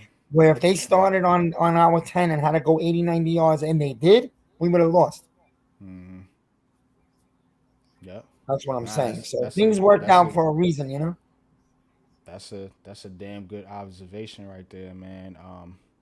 And update: Rangers get whopped by the Maple Leafs 7-3. And so that's that. Let's get into the Jets here a little bit. This is Harder City. Jets stomped the Texans 30-6. You were just talking about the weather, Miz. It was a nasty game out there Yeah. in MetLife Sunday. Raining, wet, windy. But Zach Wilson pulled through, 300 yards. They shut C.J. Stroud and that Texans offense down with that defense. I think they sacked him 4 times. Couple of turnovers on downs to add to that. It was a good game. Brees Hall he did his thing. Garrett Wilson did his thing. Just have some young pieces too. They're a real long shot for the playoffs right now. I think they're like 14th in the conference or something like that. Still alive somehow, but they're a real long shot, man. But definitely confidence boost for Zach Wilson. Remember the stories were coming out. He didn't want to play. He was unsure Mhm. about playing because of the injuries and all of that. So ended up going out there and he ended up performing for the Jets here. Let me see if I could pull up the statistics here. Um, Zach Wilson, What's up, Alex? 27 to 36, 301 yards, 2 touchdowns. So Garrett Wilson went over 100 yards. Brees Hall went over 100 yards. So good game by the Jets. Like I Alex is said, funny. What up, they Alex? What's going they on? held the Texans team in check. Texans only had 135 yards of total offense. Um, Mm, mm. what are your thoughts on the what up, Alex? What's good? Big Blue in the Bronx, man. Shout out to my guy Alex, man. Um, what's your thoughts on the Jets, real quick, and that win? What you feel about that? Um, I mean, I think it was an impressive win for the Jets. I mean, especially because of Wilson. Think he We know turned the what their corner? defense. That's still up for debate, man, because it's not a consistent thing with him.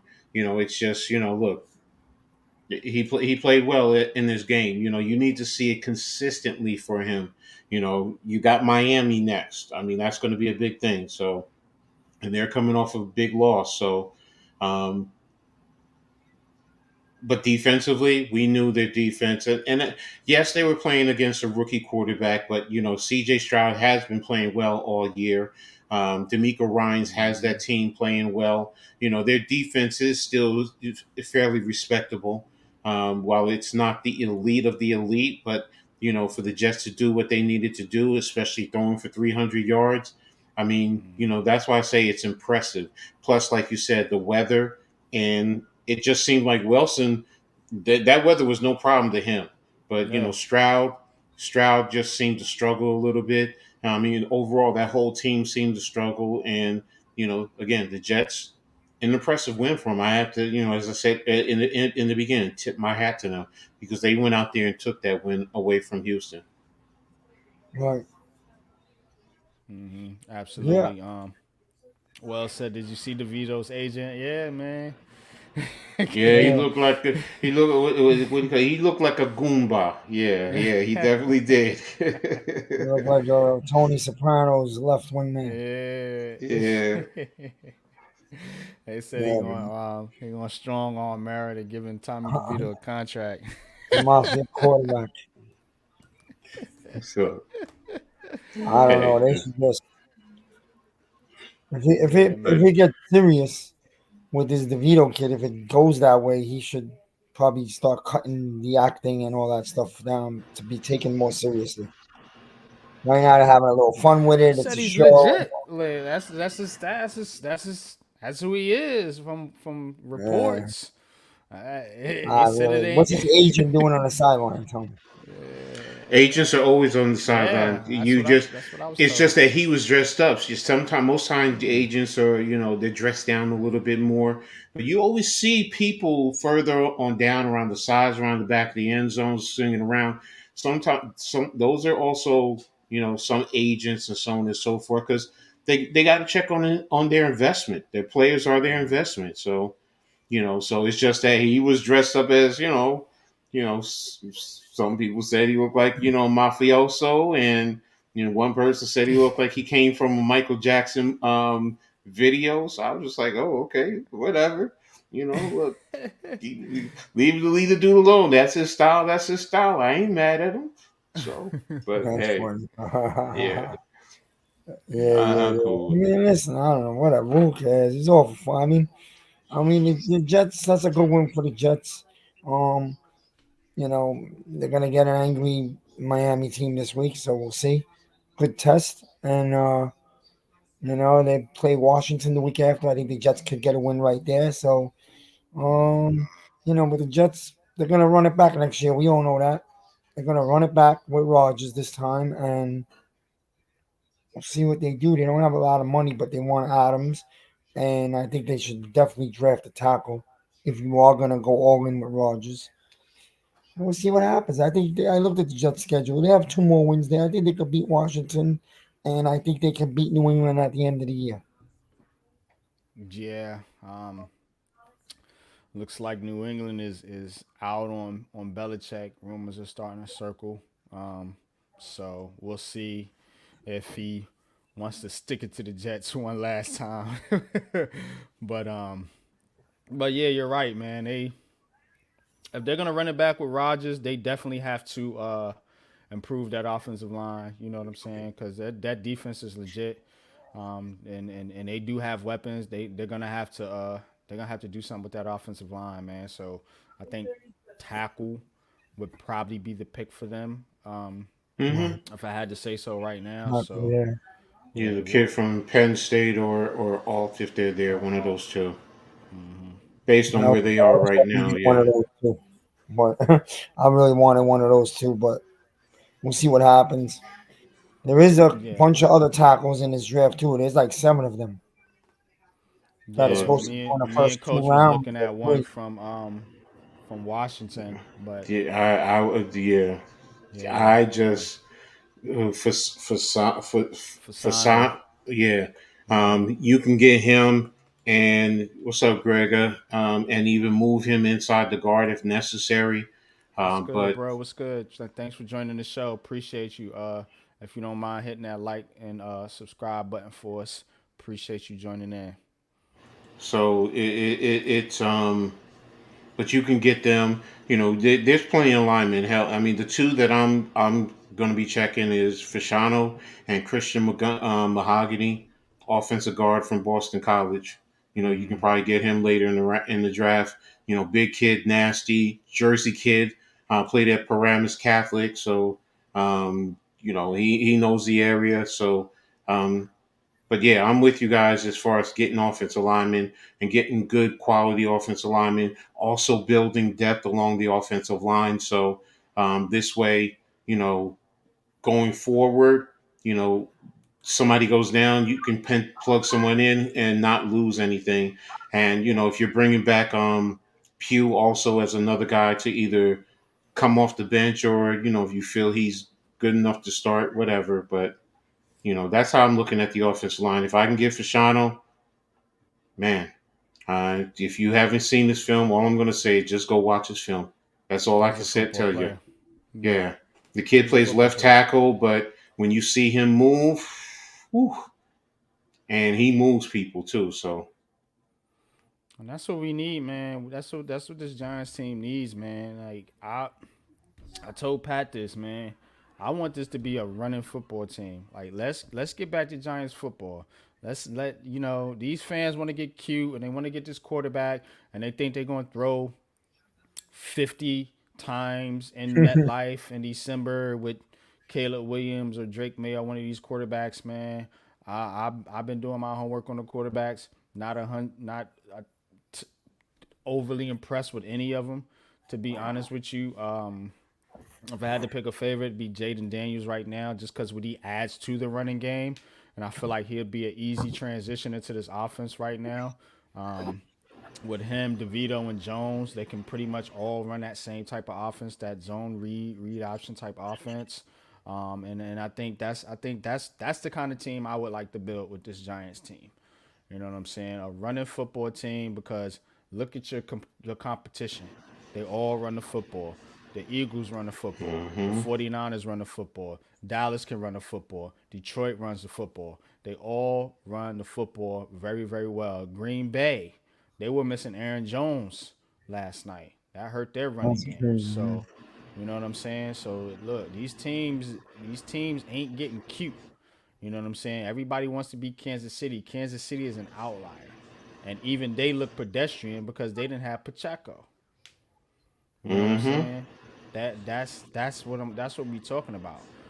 But the analytics and hey, you can't win without a quarterback. You gotta have a quarterback. It's the most important position. Hey. You know what I'm saying? So what I do here is I bring facts and it's facts over feelings, man. You could say, oh, I love quarterbacks, man, but at the end of the day, running the football matters. And that's how you still win in this league, man. You know what I'm saying? Yes, you do need a quarterback. You do need a quarterback. You can't have no bum out there. You know what I'm saying? You can't have Mac Jones or you know what I'm Mac saying? Jones. Yeah, I'm not gonna hold you. You can't have no scrub. You need somebody competent out there, man. But check it out. And um I put this stat out here. Well, I Excuse me. retweeted this. And it says QBs to win in Week 14 of the NFL season: Billy Zappi, Zach Wilson, Joe Flacco, Josh Dobbs / Nick Mullins, Jake Excuse Browning, me. Tommy DeVito, Will Levis, Derek Carr, Baker Mayfield, Russell Wilson, Brock Purdy, Justin Fields, Josh Allen, Dak Prescott, and Lamar Jackson. I see two above average quarterbacks on that list, and that's Lamar and Allen. Everybody else is average, in my opinion. They just have better teams than we do. Even Dak, even Russell Wilson at this point in his career. But I'm Unpopular Opinion Sports. Y'all hit that like button. Facts over feelings over here. Let's get it. Alex, Big Blue in the Bronx. Shout out, man. If you ain't subscribed to Big Blue in the Bronx, I don't know what you're doing, man. Excellent content creator, man. He is excelling right now. You know, getting interviews with the coach of the New York Giants, man. That's our bro, man. So definitely go sub up to Alex, man. He knows his stuff. He says they need to build their O-line like the Eagles. Facts. I still think we need a QB. I'd rather be pass first, not saying we don't need a ground game. Brandon Brown needs more of a say in my opinion. Yeah, absolutely. I love Brandon Brown. Scouting. He's gonna be a general manager someday. We're gonna lose him. He's gonna be a general manager for somebody, you know. But yeah, let's build an O line. Let's build an O line like the Eagles. You know what I'm saying? Or like Dallas or like Detroit. Detroit has an excellent O line. You know, let's build an O line. We have pieces. We have Smiths. We got Thomas. You know, we might have Neal if they can get him right. So we got pieces on the O line. We're not that far away. You know, it's not like we don't have anybody, but you know, we still need to keep building, keep adding talent to that group. He also says that we build our trenches strong like the Eagles. We can beat the Eagles, Cowboys, 49ers as teams. Goes for the defense too. We get beat. We can beat up on poor teams, but it doesn't matter. We get pummeled by the big boys. Absolutely, absolutely, man. And that was the difference in that Dallas game, man. They're just stronger up front. You're getting bullied. You know what I'm saying? You've been getting bullied by Philly. You know what I'm saying? You got bullied by the 49ers earlier this year.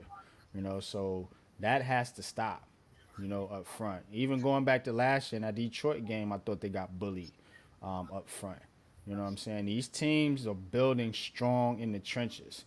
And you guys want to chase a quarterback, but the quarterbacks on these other teams, are they elite? Honestly, let's keep it a buck, man. Like because this quarterback situation is getting out of hand. You know, people telling me Brock Purdy is that dude. People telling me Jalen Hurts is that dude. People telling me Dak Prescott is that dude. People telling me Jared Goff is that dude. They kicked Jared Goff. They traded him off of the Rams, off a Super Bowl team, because they felt like they could upgrade. But guess what? Teams matter. Teams matter. And Jared Goff with a good team is in the playoff hunt. You know what I'm saying? So let's be realistic here. Let's take the emotion out of it. Just because you're tired of one player, let's take the emotion out of that, man, and let's build a team that can compete. Let's build a team that can compete. You know, you want to chase the quarterback. You know, and it's so double-sided with this Giants fan base. On one side, they're saying, "Well, we hate DJ and we want to, you know, we want to move on," which is fine. You know what I'm saying? But on the other hand, you saying you need an elite quarterback. But on the other hand, you seeing a third undrafted free agent win football games for you. So which is it? Which is it? Is it the quarterback? Is it? You see? That's why they won't come on here and debate me. I'm too logical. I will make you dudes look stupid because you sound stupid. Go get a quarterback. Go get a quarterback. But I just ran down a list of backups and third-round undrafted rookies that are winning football games. Look at the dude in Cincinnati. They ain't think about Joe Burrow. He got them cats on fire right now. Stop playing games, Giants fans. For real. This has got to stop. Let's get to some more comments. Nimmer says, Caleb Williams or Drake May will go to the Patriots. Plus, we have a quarterback right here now. I agree. We have a quarterback, but who am I? and Drake May and Caleb Williams, they can go, and I wish them cats all the success in the world, man. Unless they playing the Giants, if they ain't on the Giants. That's how I roll. Yo, what's up, Mitch? At the end of the day, I'm Mitch in the building. It ain't gonna matter if you go there and you can't protect these dudes or they don't have no weapons. Look at Bryce Young. He's struggling. Everybody wanted him. Top pick, generational talent. Heard all the same things. Bookend tackles. What's good with you, man? What up, Bookends? Yo, what's up, Skip? On the menu. How you doing on that show, Skip? Tommy, cut them up cutlets. Cut them up, dice them up, slice them up. I told you, man, entertainer. He said, "No, I think somebody posted something on his page. He was like, they was like, yeah, it's gonna be Tommy cut," and I said, "Nah, it's gonna be Tommy. Let's get to the playoffs. Let's go." The whole country talking about this kid. Yeah, we were walking out the stadium. It was great. The entire stadium was walking out chanting Tommy. The whole stadium just, and the stadium was like, it was like a beat, like Tommy. The whole thing. I'm going to say this, Mosley. That's where I differ from you, because I've been one that says Neal is fine as a tackle. I do think he has to lose some weight, get his weight down. But he's also not being coached up properly. I mean, because that's always been the debate. Because, if Neal is the problem, but he's not getting the coaching, is it really Neal? But now, if Neal is is talent is really not true, then it's not the coach. I mean, it's either one or the other. It can't be both. I mean, I know some might say, "Oh, you can have both," but no, either Neal. And if you go back and look at him in Alabama, we all loved him when he was drafted. We said he's a right tackle, and he is a right tackle.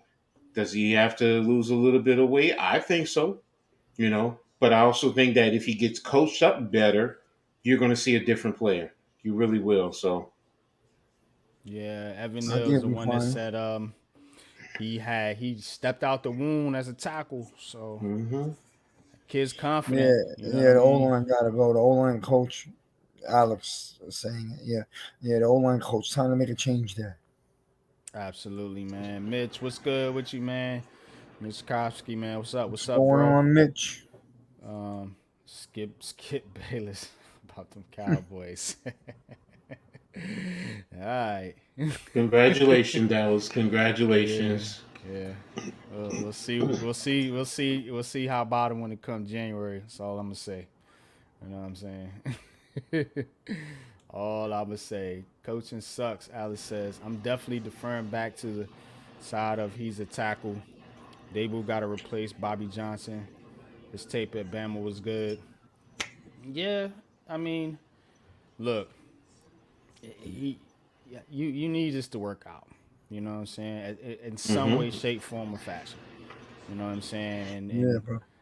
They're not. I'm myself. I'm starting to divert from moving them in the guard for next season, just because I don't think that's what they're gonna do, and then B, if you do, now you back into the tackle market. It's not a good free agent class. And if you draft another rookie right tackle, guess what? He's going to go through the same thing Evan Neal went through, the same thing Andrew Thomas went through. He's going to go through growing pains, and y'all going to be ready to, oh, we need a tackle. We need a tackle. The O-line, the O-line. I'm almost sick of hearing this O-line conversation as I'm in the Daniel Jones conversation. I'm fucking sick of it. Like, let's, you know what I'm saying? I'm tired of it, man. It's exhausting. You know what I'm saying? Like, yo, we got to get this thing right at some point. You know what I'm saying? It's a legit conversation, you know, but at some point, we got to get this thing right at some point. We're going to get it right this year, brothers. I'm telling you. I got faith in that fat, jolly little Santa Claus of a coach that we got. All right, Skip Bayless. Hey, look, you ain't drinking no alcohol. That's fine. My ass will. That's fine. Alcohol is like water to me. So yeah, he's not the only yeah, O-line exactly. having issues bookends. You're right. You're right. He's not. Lewinsky struggled at times this season. Ben Bredesen has been struggling. Zudu when he was here. McKeithen. I mean, that's why I said, you know, it's either I even seen they Smith's, have talent. whiff Exactly. on a block a couple times in that game last night. So. Right. So it comes down to coaching. That's my whole point. So, you know, and I don't call for coaches to get fired. You know, how does it? But how do you improve the offensive line? How do you improve the talent? So, and to me, for a whole team, the most important position. I'm sorry, y'all can tell me quarterback, but the most important position is the offensive line because that controls and sets up. That even helps your defense.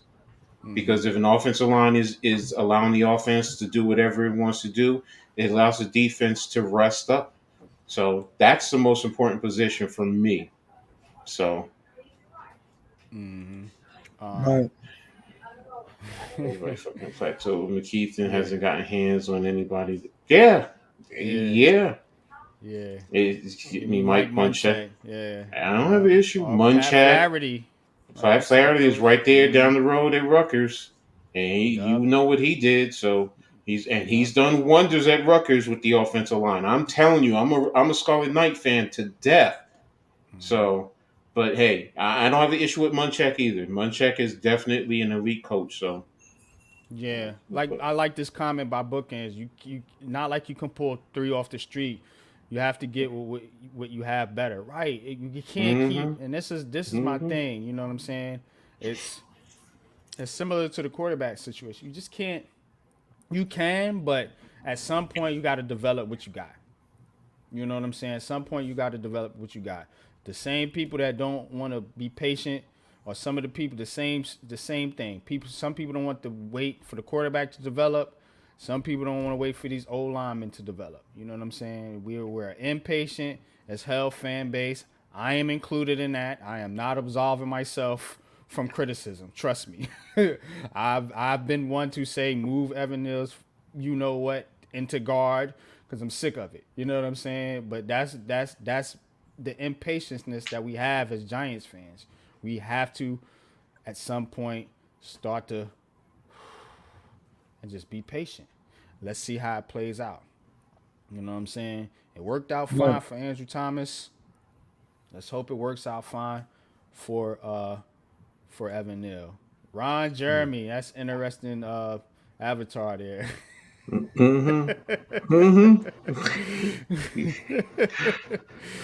All right.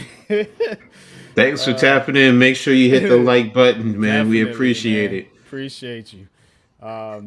D-Dan says, was Hyatt locked up by the defense last night? I don't remember any shots down the field. Nah, they just had a different game plan.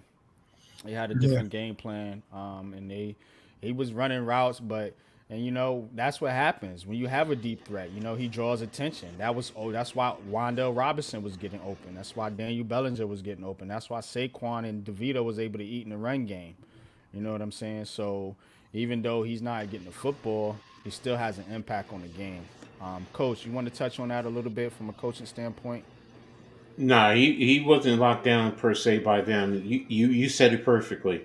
It's a different game plan. They utilized him a little bit differently. He did have opportunities. I know everyone wants to see him go downfield, but he was getting a little crosses. He dropped a couple of passes, if I'm not mistaken. So he had his opportunities.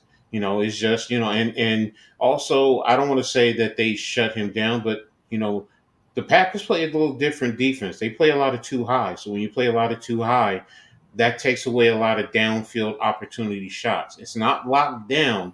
It's just that coaching. You just say, okay, well, we have to approach it a little bit differently. So, and there were that's why sometimes if you notice, the flats were open, the sidelines were open because the safeties were over the top.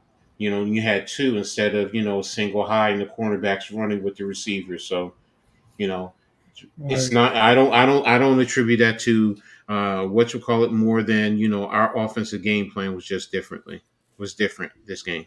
Hmm. Absolutely. Ron Jeremy gotta have a QB with a huge arm. Pause. I'm gonna pause your name because you Ron Jeremy. Bobby Johnson's also stuck up. I feel it in his presses. I get the coach knows more than us, but there's no reason for him to have an attitude like his unit has played well. That's a good point. It's a good point. I know you tapped in Alex, so um, he might just be an asshole. You know what I'm saying? Hey, he might just not. The players just might not be responding to him, responding to his attitude and him as a person. That happens. I remember it was an O line coach here. We had so many, but it was one of them. He was like that. It was like, dude's just an asshole. He's a good coach, but Hmm.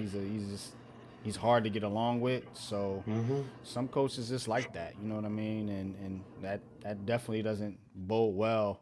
Because players need to be coached different. Certain players need to be coached differently. You have to be able to adjust, and coach knows that. You can't treat everybody the same. Hmm.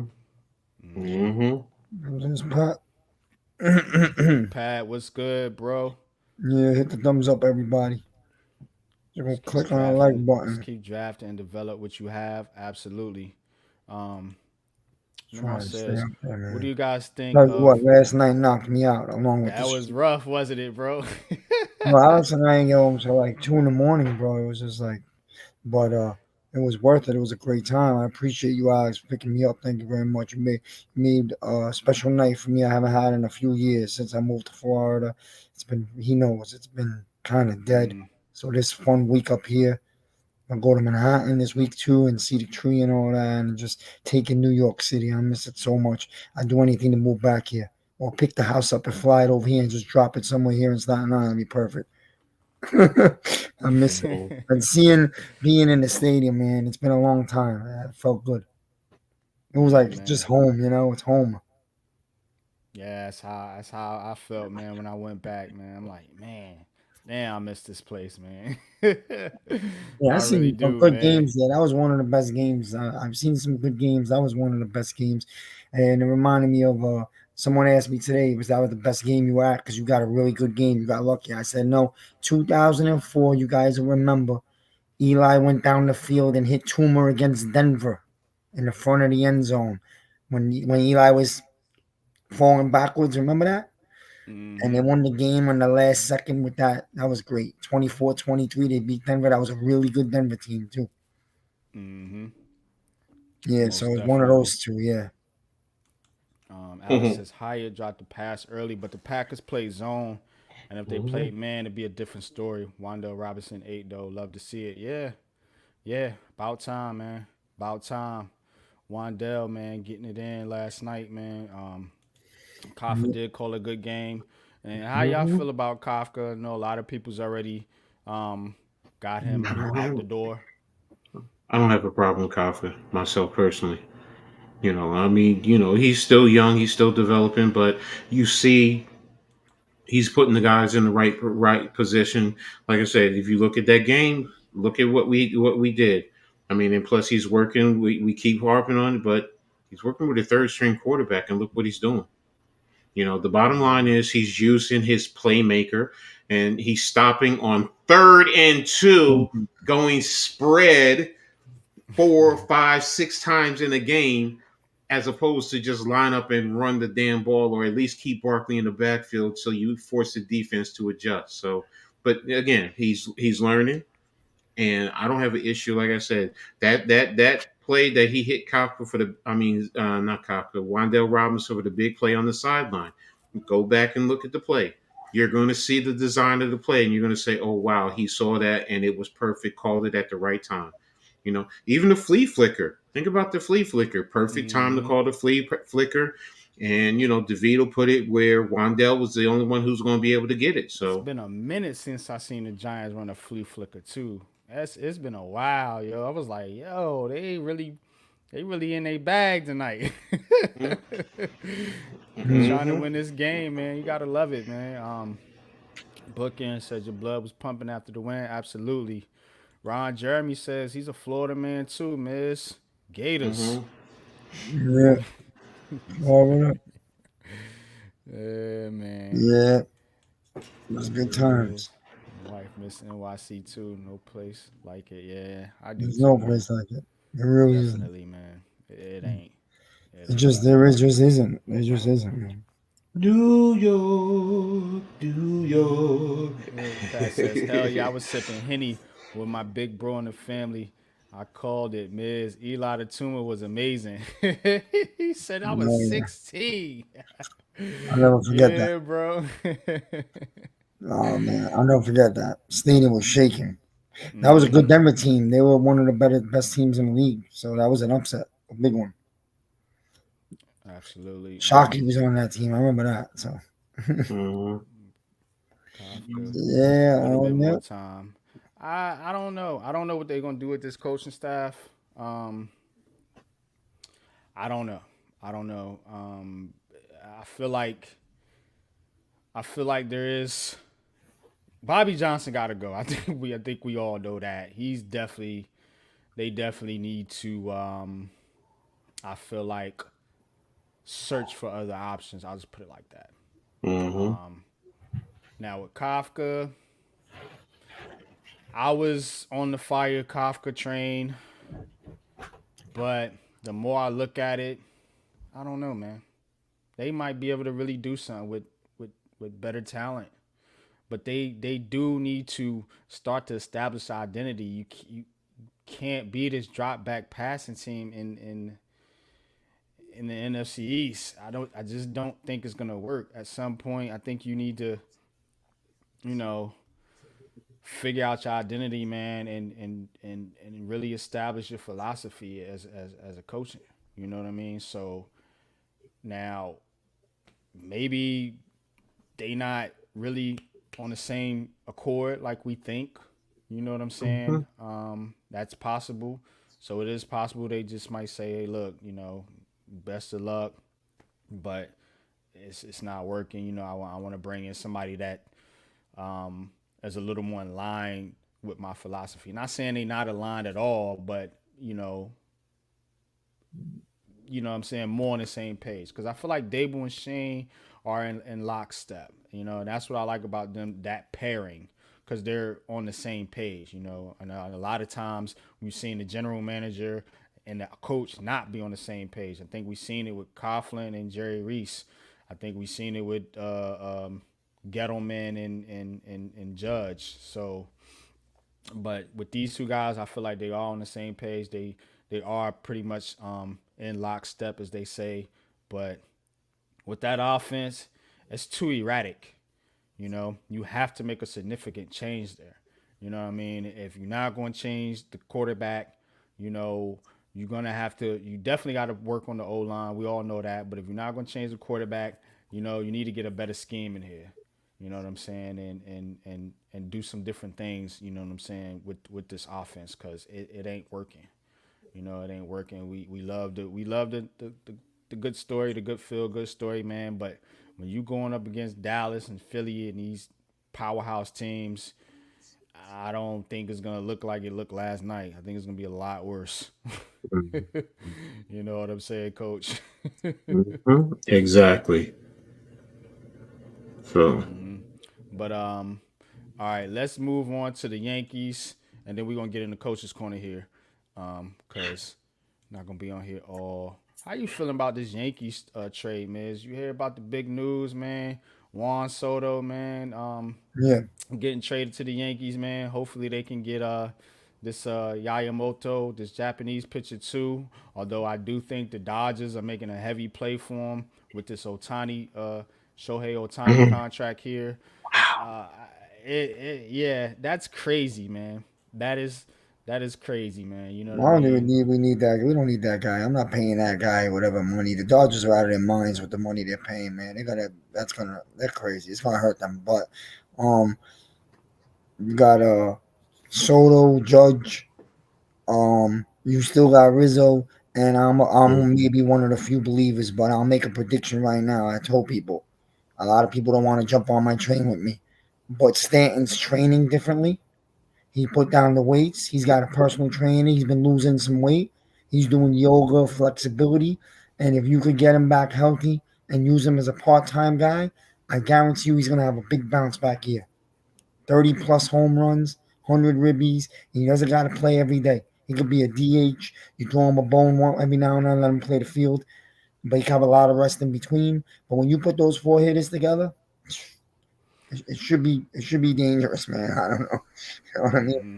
Well, you don't have to get this kid, this Japanese guy, go out and get a starting pitcher. He doesn't have to be the biggest name in the league. He's got to be a blue collar, hardworking I starting. would I would Yamamoto be a is a fan of pitcher. yeah, I would be a fan of Yeah. bringing yeah, Yamamoto is a pitcher. He's a Well, I'm Japanese saying, but pitcher. you don't have to get him and spend all that money. Go find somebody else.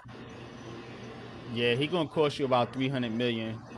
Yeah, And we it's already too got a much 300 money, million. man. But you gotta pay. You gotta pay to play, man. And this with this Yankees team, we already know. You know Oh they.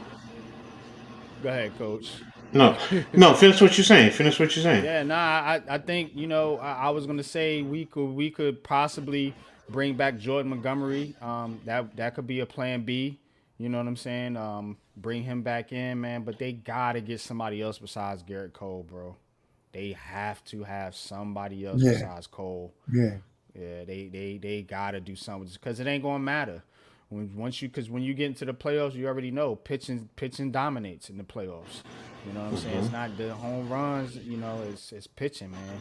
right. Things slow up in the playoffs in every sport. So, and that's where the Yankees been getting killed at. When they have gotten to the playoffs, the hitting has failed in recent memory, but the pitching hasn't been great either. You have that one guy in Cole, and who else do you trust? I don't trust Cortez.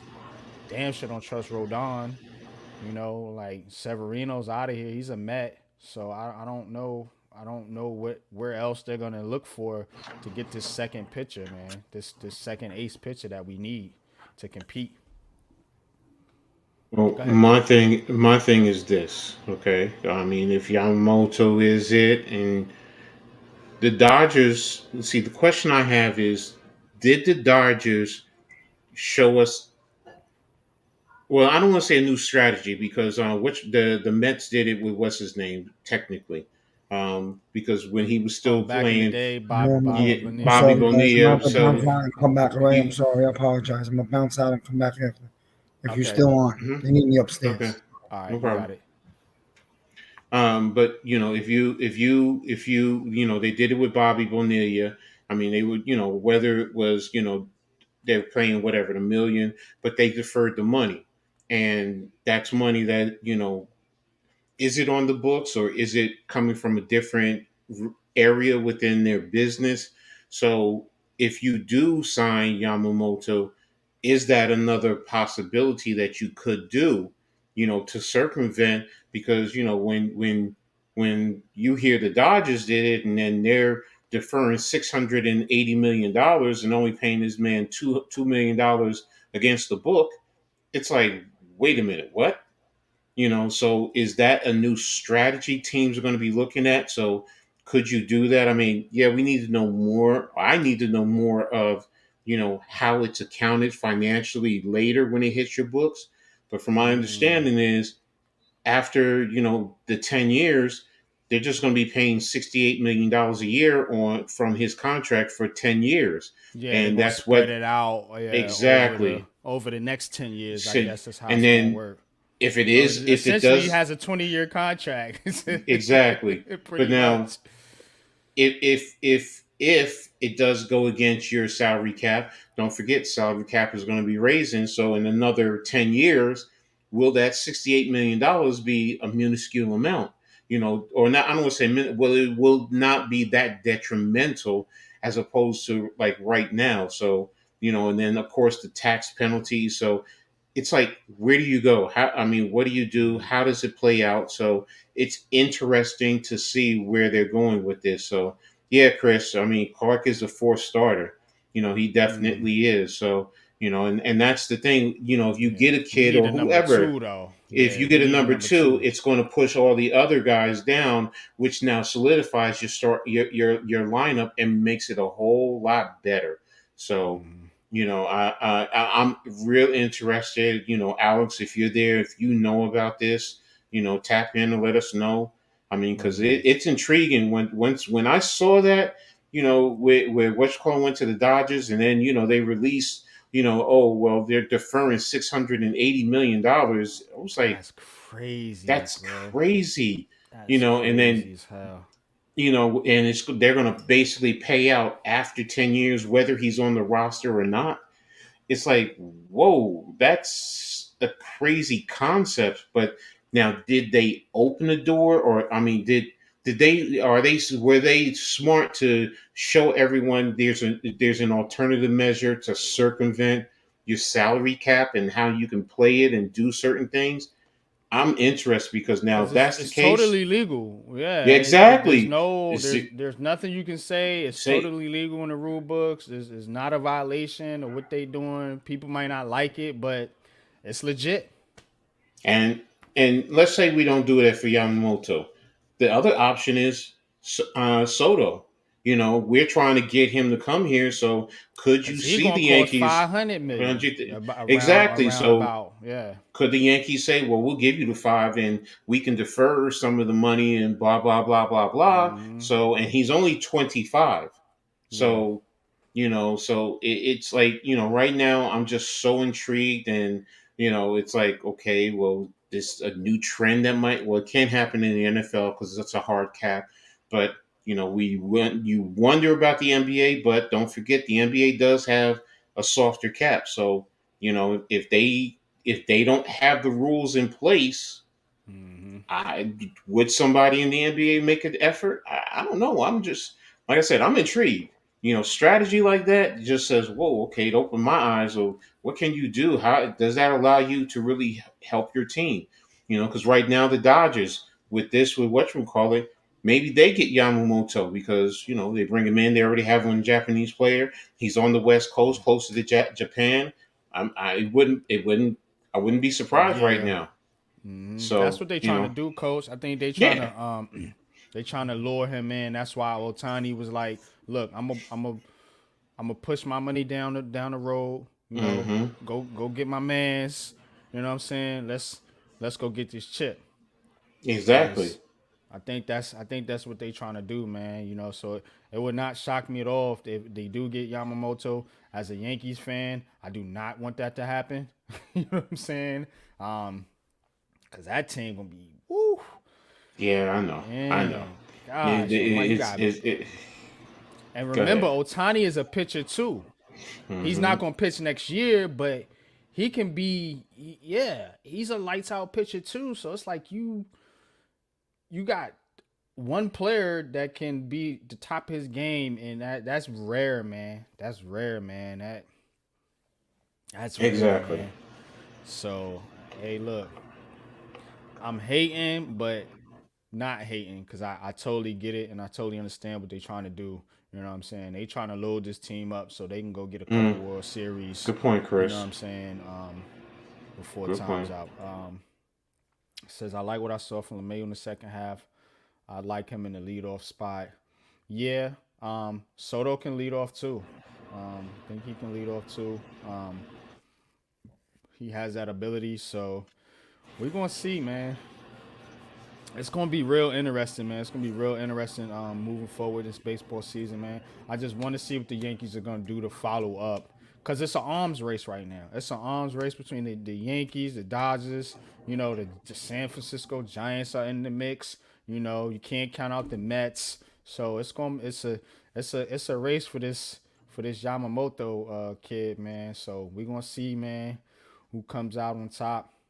But ultimately, the Yankees have to do something as far as pitching. I'm feeling better, a whole lot better about the lineup right now. But man, go get me a star pitcher, man, and let's go bring this thing home, man, where it belongs, man. 27, man. We need that 28th, man. I need that 28. Need that 28, Exactly. bro. Exactly. Get it. Ring me, baby. Ring me. All right, man.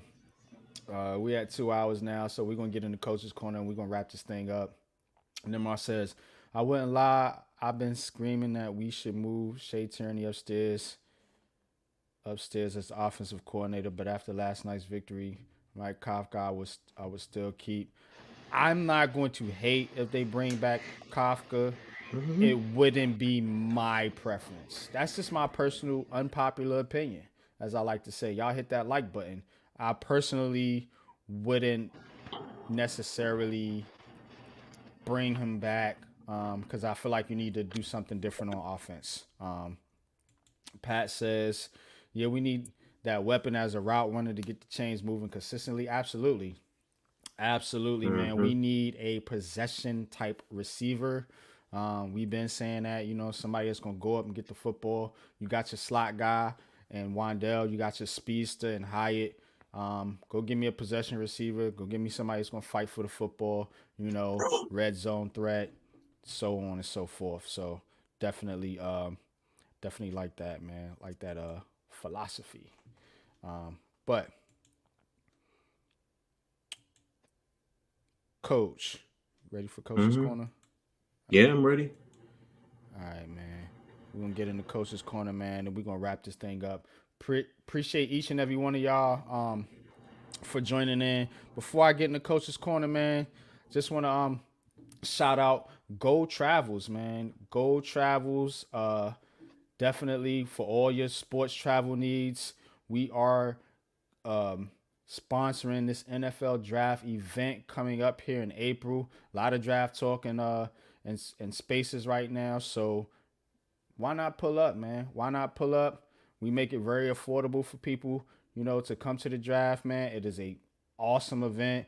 If you're a sports fan, you definitely want to go to the draft. You've never been to a draft before. This year it is in Detroit, and you can get hooked up, man. If you just go to getouttravels.com, that's GETOUTTRAVELS. I'm going to put the link in the chat. This is the flyer right here. Draft 2024 group rates are available, man. So bring your homies, man. Bring your girls. Bring your family, whoever, man. And come out to the draft, man, and hang out with me and the crew, man. We're gonna be out there again. We was out there last year in Kansas City. It was a blast. So definitely, man. Got a lot of people signing up. So get it while it's hot. I'm telling you, it's an excellent deal. You don't want to miss it, man. Going out to Detroit. Can't wait to go to Motown Museum and visit the music history and the scene out there. You know, I'm a big music fan, Coach. I know you're a music fan too. So definitely want to see the Motor City, man. Never been in Detroit. Very exciting, man. They have some awesome restaurants out there, some awesome spas and different things like that. So check it out, man. A lot of history in Detroit, and you don't want to miss it, man. NFL Draft 2024, man. Go to getouttravels.com. That's GETOUTTRAVELS. And I'm going to put the link in the chat here in a minute. And we're going to get in the Coach's Corner, man. Definitely appreciate each and every one of y'all, man, for joining us tonight, man. I love my supporters. I love my followers, man. I love this chat. I love this community. I love this crew, man. So let's get in. Chris, I just put it in. Chris, I just put it in the chat for you. Okay, cool.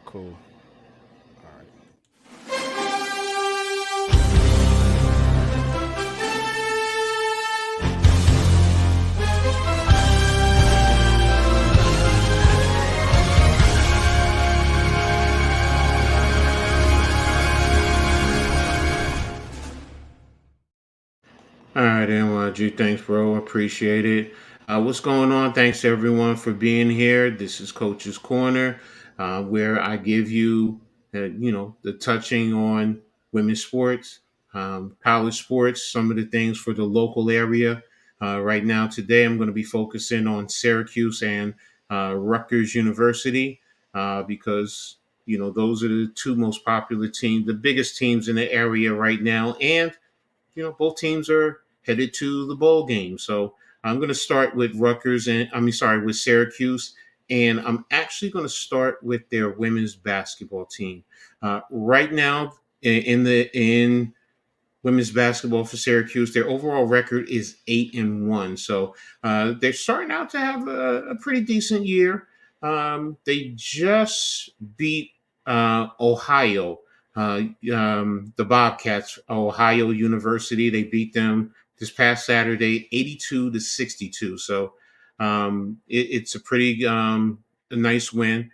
Their next game will be Monday, the 18th, when they will be hosting Cornell. So they have a couple of regular season games before they start getting into their ACC. They got Cornell and then St. Francis. And then after that, the end of the month, December 31st, they're going to be playing Notre Dame. But we'll talk more about that a little bit later. But again, their most recent game against Ohio University. It's not Ohio State. I just want to make sure everybody understands that. It's just Ohio University. In terms of points, they were led by Daisha Fair with 21 points, Alyssa Latham with 14, and Georgia Woolley with 13. Am I missing? Oh, and Sanaya Wilson, she had 18 points. So in terms of the box scoring, first quarter, they were up 21-15. Second quarter, they were outscored 21-25. But the third quarter is where they picked it up. They put that press on, and they outscored the Bobcats 23-7 in the third period. So that's really where they pushed it away. Last quarter, it was 18-15 for Syracuse, but overall, it's a good win. Like I said, they're 8-1 overall. So I'm definitely interested to see how they, fare as they get ready to close out the season and then eventually getting into ACC play. Definitely have some tough teams because, like I said, they're starting with Notre Dame, and then right after that, it's North Carolina. So those are some tough teams to start in when you get into ACC play. So, but again, just wanted to touch on that. Next, in terms of Syracuse, I'm going to talk a little bit about their men's basketball program. They're also doing fairly well, 7-3 overall. Now in conference, they have one loss, so they're 0-1. But their most recent game was against Georgetown. They just beat Georgetown on Saturday, 80-68. So that's a fairly decent win. Georgetown, even though they're in the rebuilding process, they're 5-4 overall. But still, they have their new coach who came over from Providence, and he's definitely building up a good program there. So for Syracuse to get that win, definitely a good one. They were led by Judah Mintz, 25 points. You had J.J. Starling, 21 points.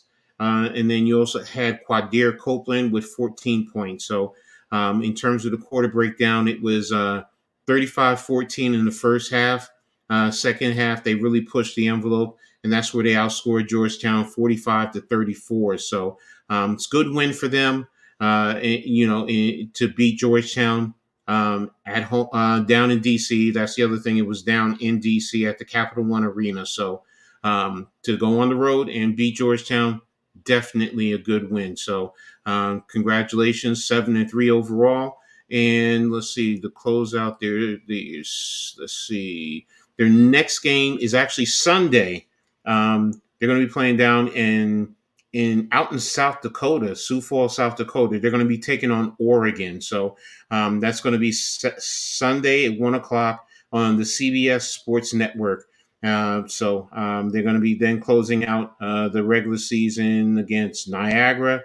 before they start picking up in the ACC with Pittsburgh to close out the season. So I'm sorry, to close out the year. Pittsburgh on the 30th, and then January 2nd down in Cameron against the Dukies. So definitely a test, especially now that Boeheim is not there anymore. So let's see what happens. So, and then now Syracuse is getting prepped for their bowl game. Their bowl game is on the 21st of December. That's a Thursday, 8 o'clock. They're going to be playing down in Boca Raton. They're playing in the Boca Raton Bowl against South Florida. So it's going to be an interesting game. It's going to be televised on ESPN. I think they say that you still have tickets if you're down in Florida and you want to check them out. So just go online to check out Syracuse. But it's going to be interesting, especially because they have their new head coach, Coach Fran Brown, formerly of the former national champion Georgia Bulldogs. Coach Brown took this job coming back into the Northeast. He is considered the number one recruiter in the country in college football, and he definitely was. He was at Rutgers, did a great job there, and definitely did the same thing down in Georgia. But Syracuse wants to attack the Northeast, and that's already what he's doing. He's already started to bring in a couple of kids. I saw that he flipped 2 kids. One I definitely know of, and they committed to Syracuse. There's a couple of guys from Jersey that I'm concerned with, as well as some local kids who are in the transfer portal. So Coach Brown is definitely on the prowl to do a good job in terms of turning that program around, and I think he will. So, and the bowl game is going to be a nice little first test for him to get a bird's eye view of the team. I don't believe he's going to be the head coach, but I haven't seen any reports as of yet. But it's going to be interesting. I'll definitely be tapped in. I don't know if I'm going to stream it, but we'll see what happens there. So again, they're getting ready for the roofclaim.com Boca Raton Bowl against South Florida of the AAC, American Athletic Conference. So, but that's all I have on Syracuse. Moving over to Rutgers, my Scarlet Knights. The Scarlet Knights, the women, are 6-6 overall. Let me double check that. Yeah, they're 6-6 overall, and they just had a tough loss on Saturday. They lost to number 16, 15, depending on the rankings, against Indiana. They lost 66-56 at home. So tough loss. That's their first loss in the Big Ten.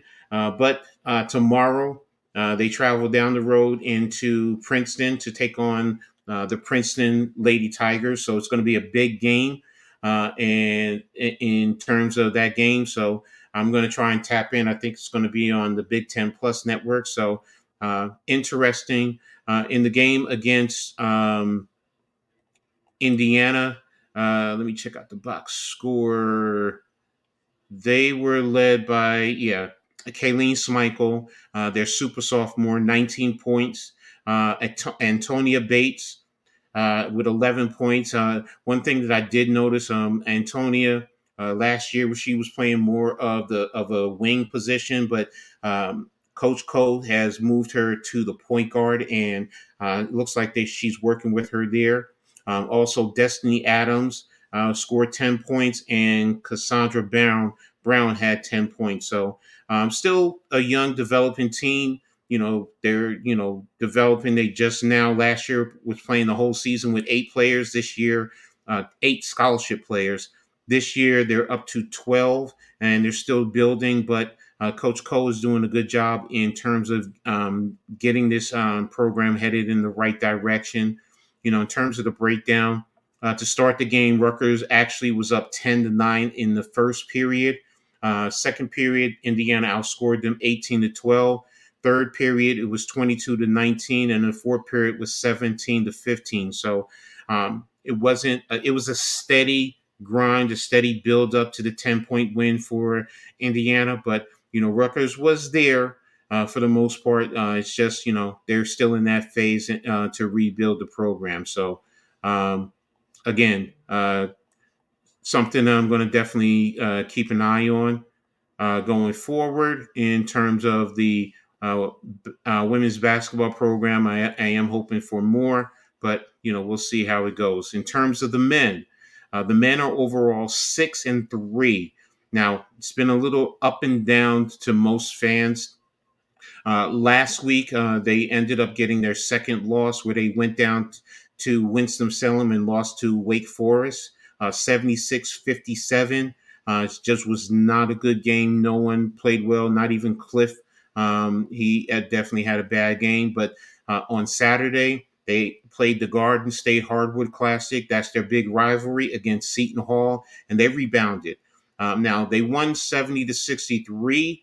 But I will say this: I watched the game. Rutgers dominated that game from beginning to end. They were working guys in. Mawat Mayak, who's been out most of this season, that was his first game back. He's the glue guy that this team needs. He was a big loss last year when he blew out his ACL, and that's why they struggled going down towards the closeout of the season. But it's good to have him back. And again, this team played well. They passed the ball. They were fighting. They were playing great defense. I believe they were led by Noah Fernandez, their transfer. Yeah, Noah led the team, 19 points. Jamichael Davis, freshman, 11 points. Cliff had 11 points. And Gavin Griffiths had 11, another freshman. Now, the two freshmen seemed to spark. Gavin came in hitting threes. He had 3 big threes. And Jamichael Davis just came in and just seemed to be great on the defensive end, putting great ball pressure, but also the way that he was controlling the offense and playing the game. So he actually started over Derek Simpson. And again, he played a whole lot better than Derek played. So, but this was a good win for them, after those 2 tough losses. This week, they're going to be playing again on the 16th. They're basically going to be playing 1 game a week to close out the year. So they're taking on LIU, Long Island University, at home on Saturday, 1 o'clock.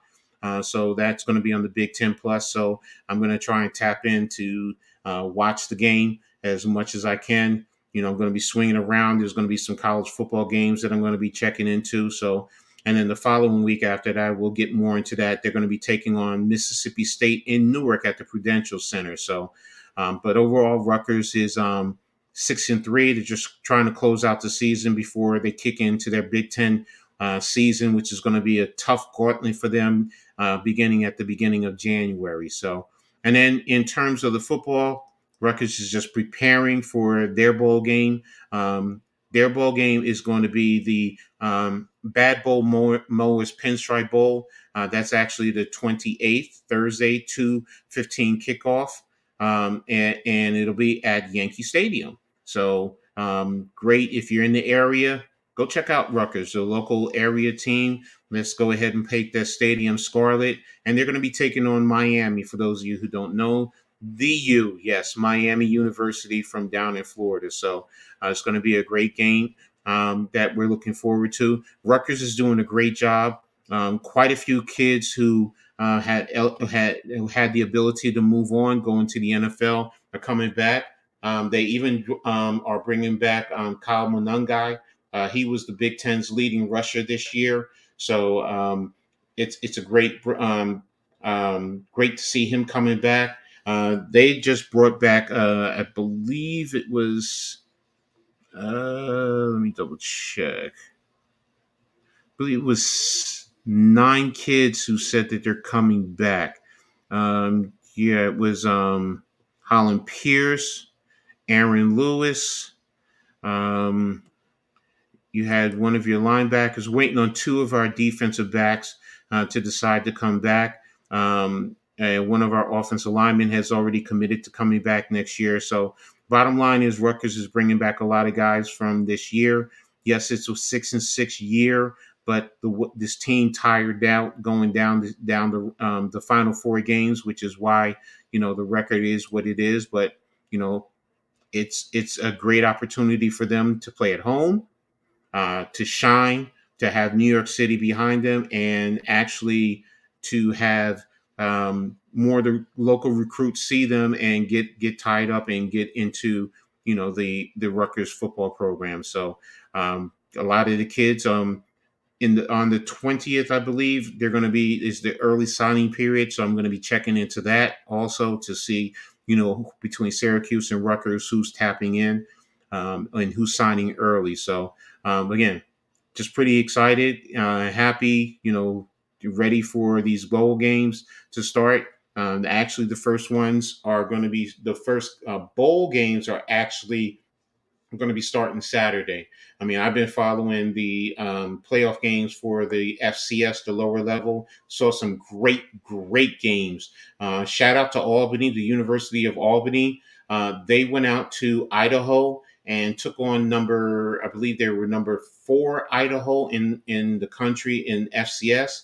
And they came away with an exciting win in beating Idaho. So they're moving on and this is the semifinal. So they're part of the Final Four, but now they have a very daunting task. They're taking on the number 1 team in the country in the FCS level, and that's South Dakota State, the Jackrabbits. The Jackrabbits are undefeated, so it's going to be a tough one for Albany.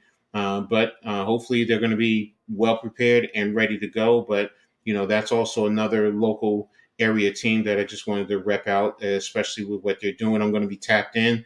And I believe they're going to be playing on Saturday. Let me double check this Friday or Saturday. I forgot about pulling that up. Sorry about that, guys. And they're actually playing Friday night, ESPN2 at 7:00 against South Dakota State. So Albany is 11-3 and South Dakota is 13-0. So definitely going to be tapped into that game, ready to go, rooting for the Great Danes of Albany. So, but that's pretty much what I have for Coach's Corner. Did I find the list of players? That's what I'm still looking for. And yeah, that's pretty much it. So, just excited. Oh, it's Christian Dremel. Here it is. You have Christian Dremel, leading wide receiver, coming back. Mohamed Toure, one of their top tacklers and defensive linebackers. Tyrene Powell, who ended up having season-ending hand surgery. Holland Pierce, left tackle, and Brian Felter at left guard. Aaron Lewis, Wesley Bailey, 2 dynamic defensive ends will also be back. So the only one that we definitely did lose is Max Melton. He put his name into the NFL draft. So definitely looking forward to seeing him get his opportunities. Hopefully he can be a 4th-round draft pick. So, but yeah, that's going to be it for Coach's Corner. Thanks, everyone. I really appreciate it. So, and back to you, NYJ. Good stuff, Coach, man. Good stuff, man. Definitely appreciate your knowledge on the college game, man. And if you're not already subscribed, please go subscribe to Coach Ed's Amazing World of Sports. Coach is a good friend but also a mentor to me. Teaching me the game of football, teaching me things that I don't know. I am a student of the game. I'm not an expert like some of these Twitter people think they are. I'm still a student of the game as always, man. And hey, look, we love what you do, Coach. You know what I'm saying? Keep it up, bro. And if you ain't already subscribed, please go subscribe right now to Coach Ed's Amazing World of Sports. The link is in the description of this video. If you need help finding it. So definitely, man, go tap in. Coach, you're more than welcome to throw your link in the chat as well. But look, man, Cal Manungai, I heard you say that name. Coming back, huh? Yeah, he's coming back.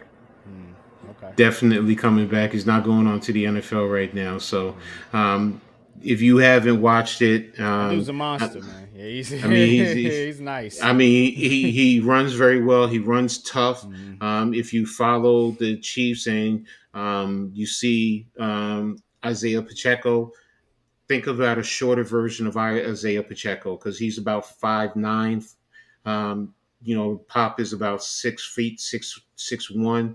but Kyle is about 5'9", 212 pounds, but he runs very physically, same type of mold.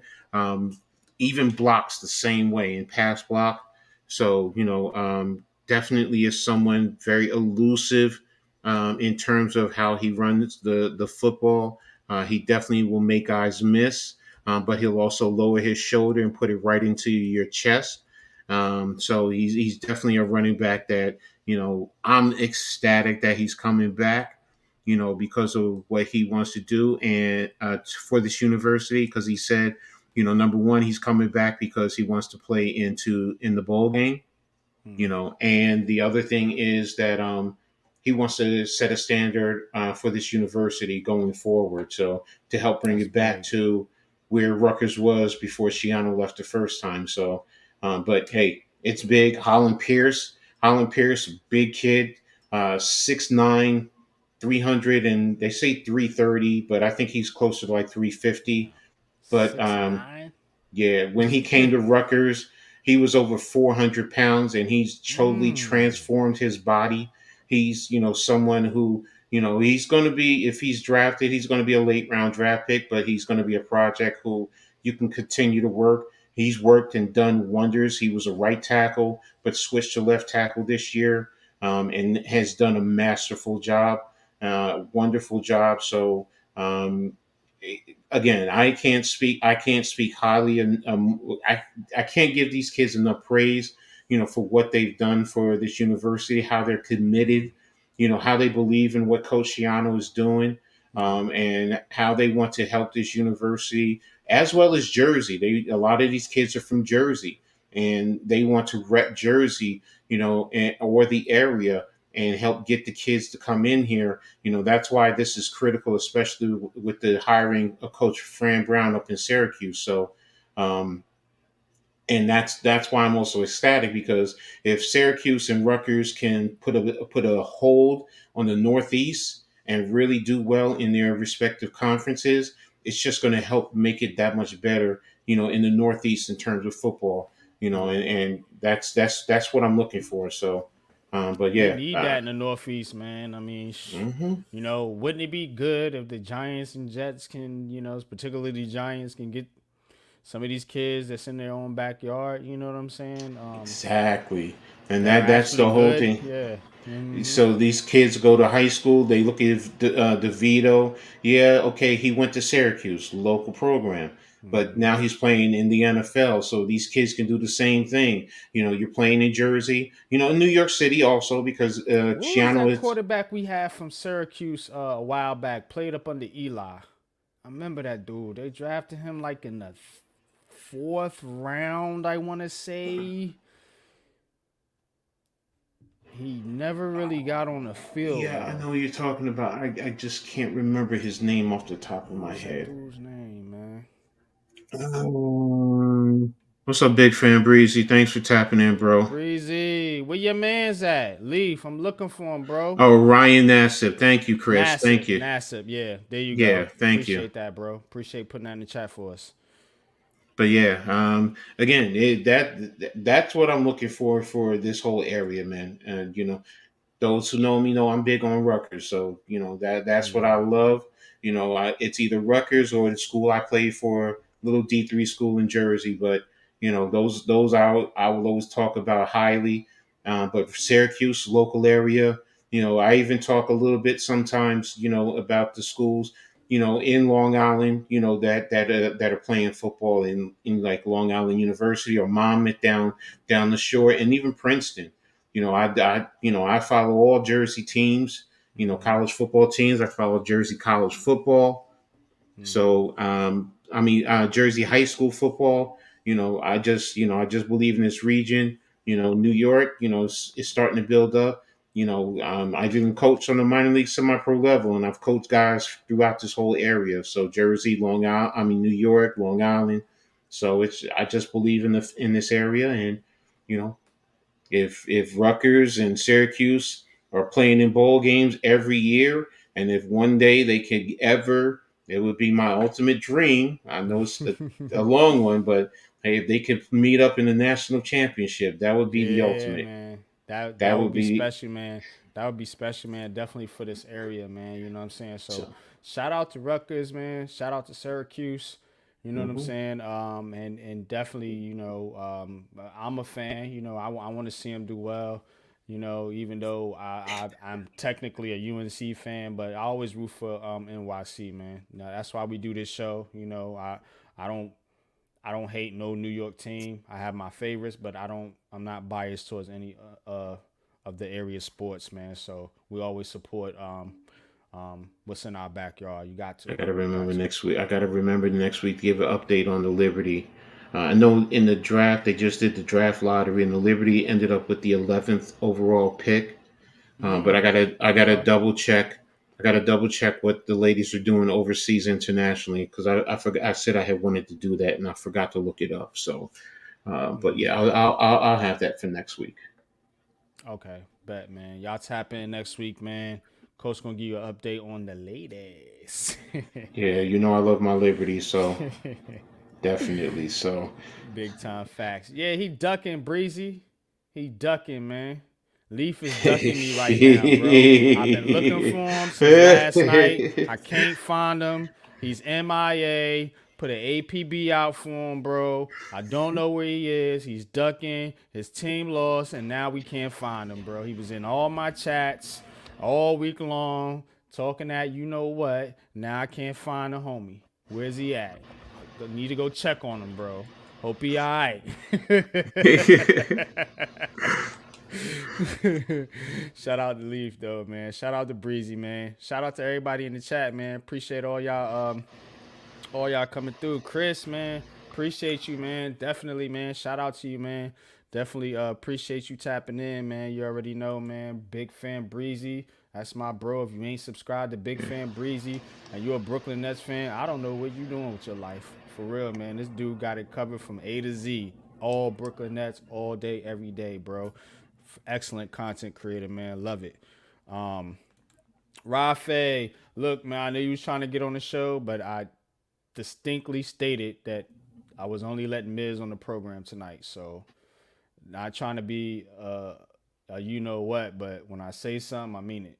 You know what I'm saying? Like we stick to the program. We have a format for this show, and when I put the link in the chat, it's for certain people because we want to get their perspective on New York sports. You know what I'm saying? And that's all it was. No disrespect to you, man, but definitely, man. Next time. Neymar, appreciate you, man. Appreciate you coming through. Mosley, appreciate you, of course. Big Pat Sports Talk, always, man. Holding it down. Appreciate my bro. D-Dan, appreciate you. Appreciate you coming through for sure. Ron Jeremy, man. Salute to the hmm legend. Salute to the legend. hmm Um, Alex, what's good, man? Appreciate Alex coming through, man. Always, man. If you ain't subscribed, all these links are in the chat for everybody in the Big Blue crew. I put every link in the chat for everybody because I want to support you guys like you support me. That's why I do what I do. You know what I'm saying? You keep me motivated to do this show, to keep going. So, I always want to support you guys and definitely, man, we always looking out for each other here in this community. Bookends, man, definitely appreciate you coming through. Bookends. Skip Bayless in the building. Definitely, man. Appreciate you, man. Appreciate you stopping through, man. Holding it down. Gregor John, appreciate you. Wells, appreciate you, man. Always, man. If you ain't checking out Leather to the Face on Saturday nights with him and G Nation, I don't know what you're doing, man. That show is awesome. If you like boxing, if you like UFC, definitely go check them out, man. And the show is just funny as hell. We always cracking jokes, always cutting up, man. You'll enjoy it, man, for real. Chris, man, appreciate you coming through, man. Ghost Dog, man, always holding us down in the chat, man. For real, for everybody on the Big Blue crew, man. Ghost Dog, man, definitely, man. Great supporter of the show, great supporter of the crew, and of course, my man Miz coming through, joining us on the panel tonight. love to get his perspective on all New York City sports, especially the Giants, especially the Yankees. So shout out to Miz. He has his own channel. He does Miz in the midday. Please go sub to him. Mm-hmm. Again, link is in the description of the video. And CPNY Sports Network, man. Appreciate you coming through, man. Appreciate crowd favorite coming through. Let's go Yankees. That's right, man. Let's go be the evil empire again, Yanks fans, man. Let's go double down, man, and go get this. I'm getting greedy now, Coach. Man, like I'm all for it now. I'm all for the smoke. I'm all for the BS now. Like let's let's get it done, man. You know what I'm saying, man. I want to get back to that pinnacle, man. You know what I'm saying. I want championships in New York. We need championships here, man. Yank rings, right, Coach? Yanks, go get one. Giants, go get one. Jets, do something. You know what I'm saying? Shit, man. You know, Knicks, Nets, it is what it is. But, hey, they at least they competitive. So, Chris Taylor, thanks for tapping in today. Met the brother today, linked up on the Jimmy Randazzo. I don't think I said his name right. So the Jimmy Randazzo show. It was a nice space. You know, had some great talking Giants as well as Yankees. So, you know, thanks for your contribution and linking in and showing support. So definitely appreciate you. So hoping to link up and, you know, we definitely do more work, man. So thank you again for tapping in. So absolutely. But you know what it is. We're going to get up out of here, man. And we will see you guys next week. Same bat time, same bat channel, man. Till next time, y'all. Peace. Peace.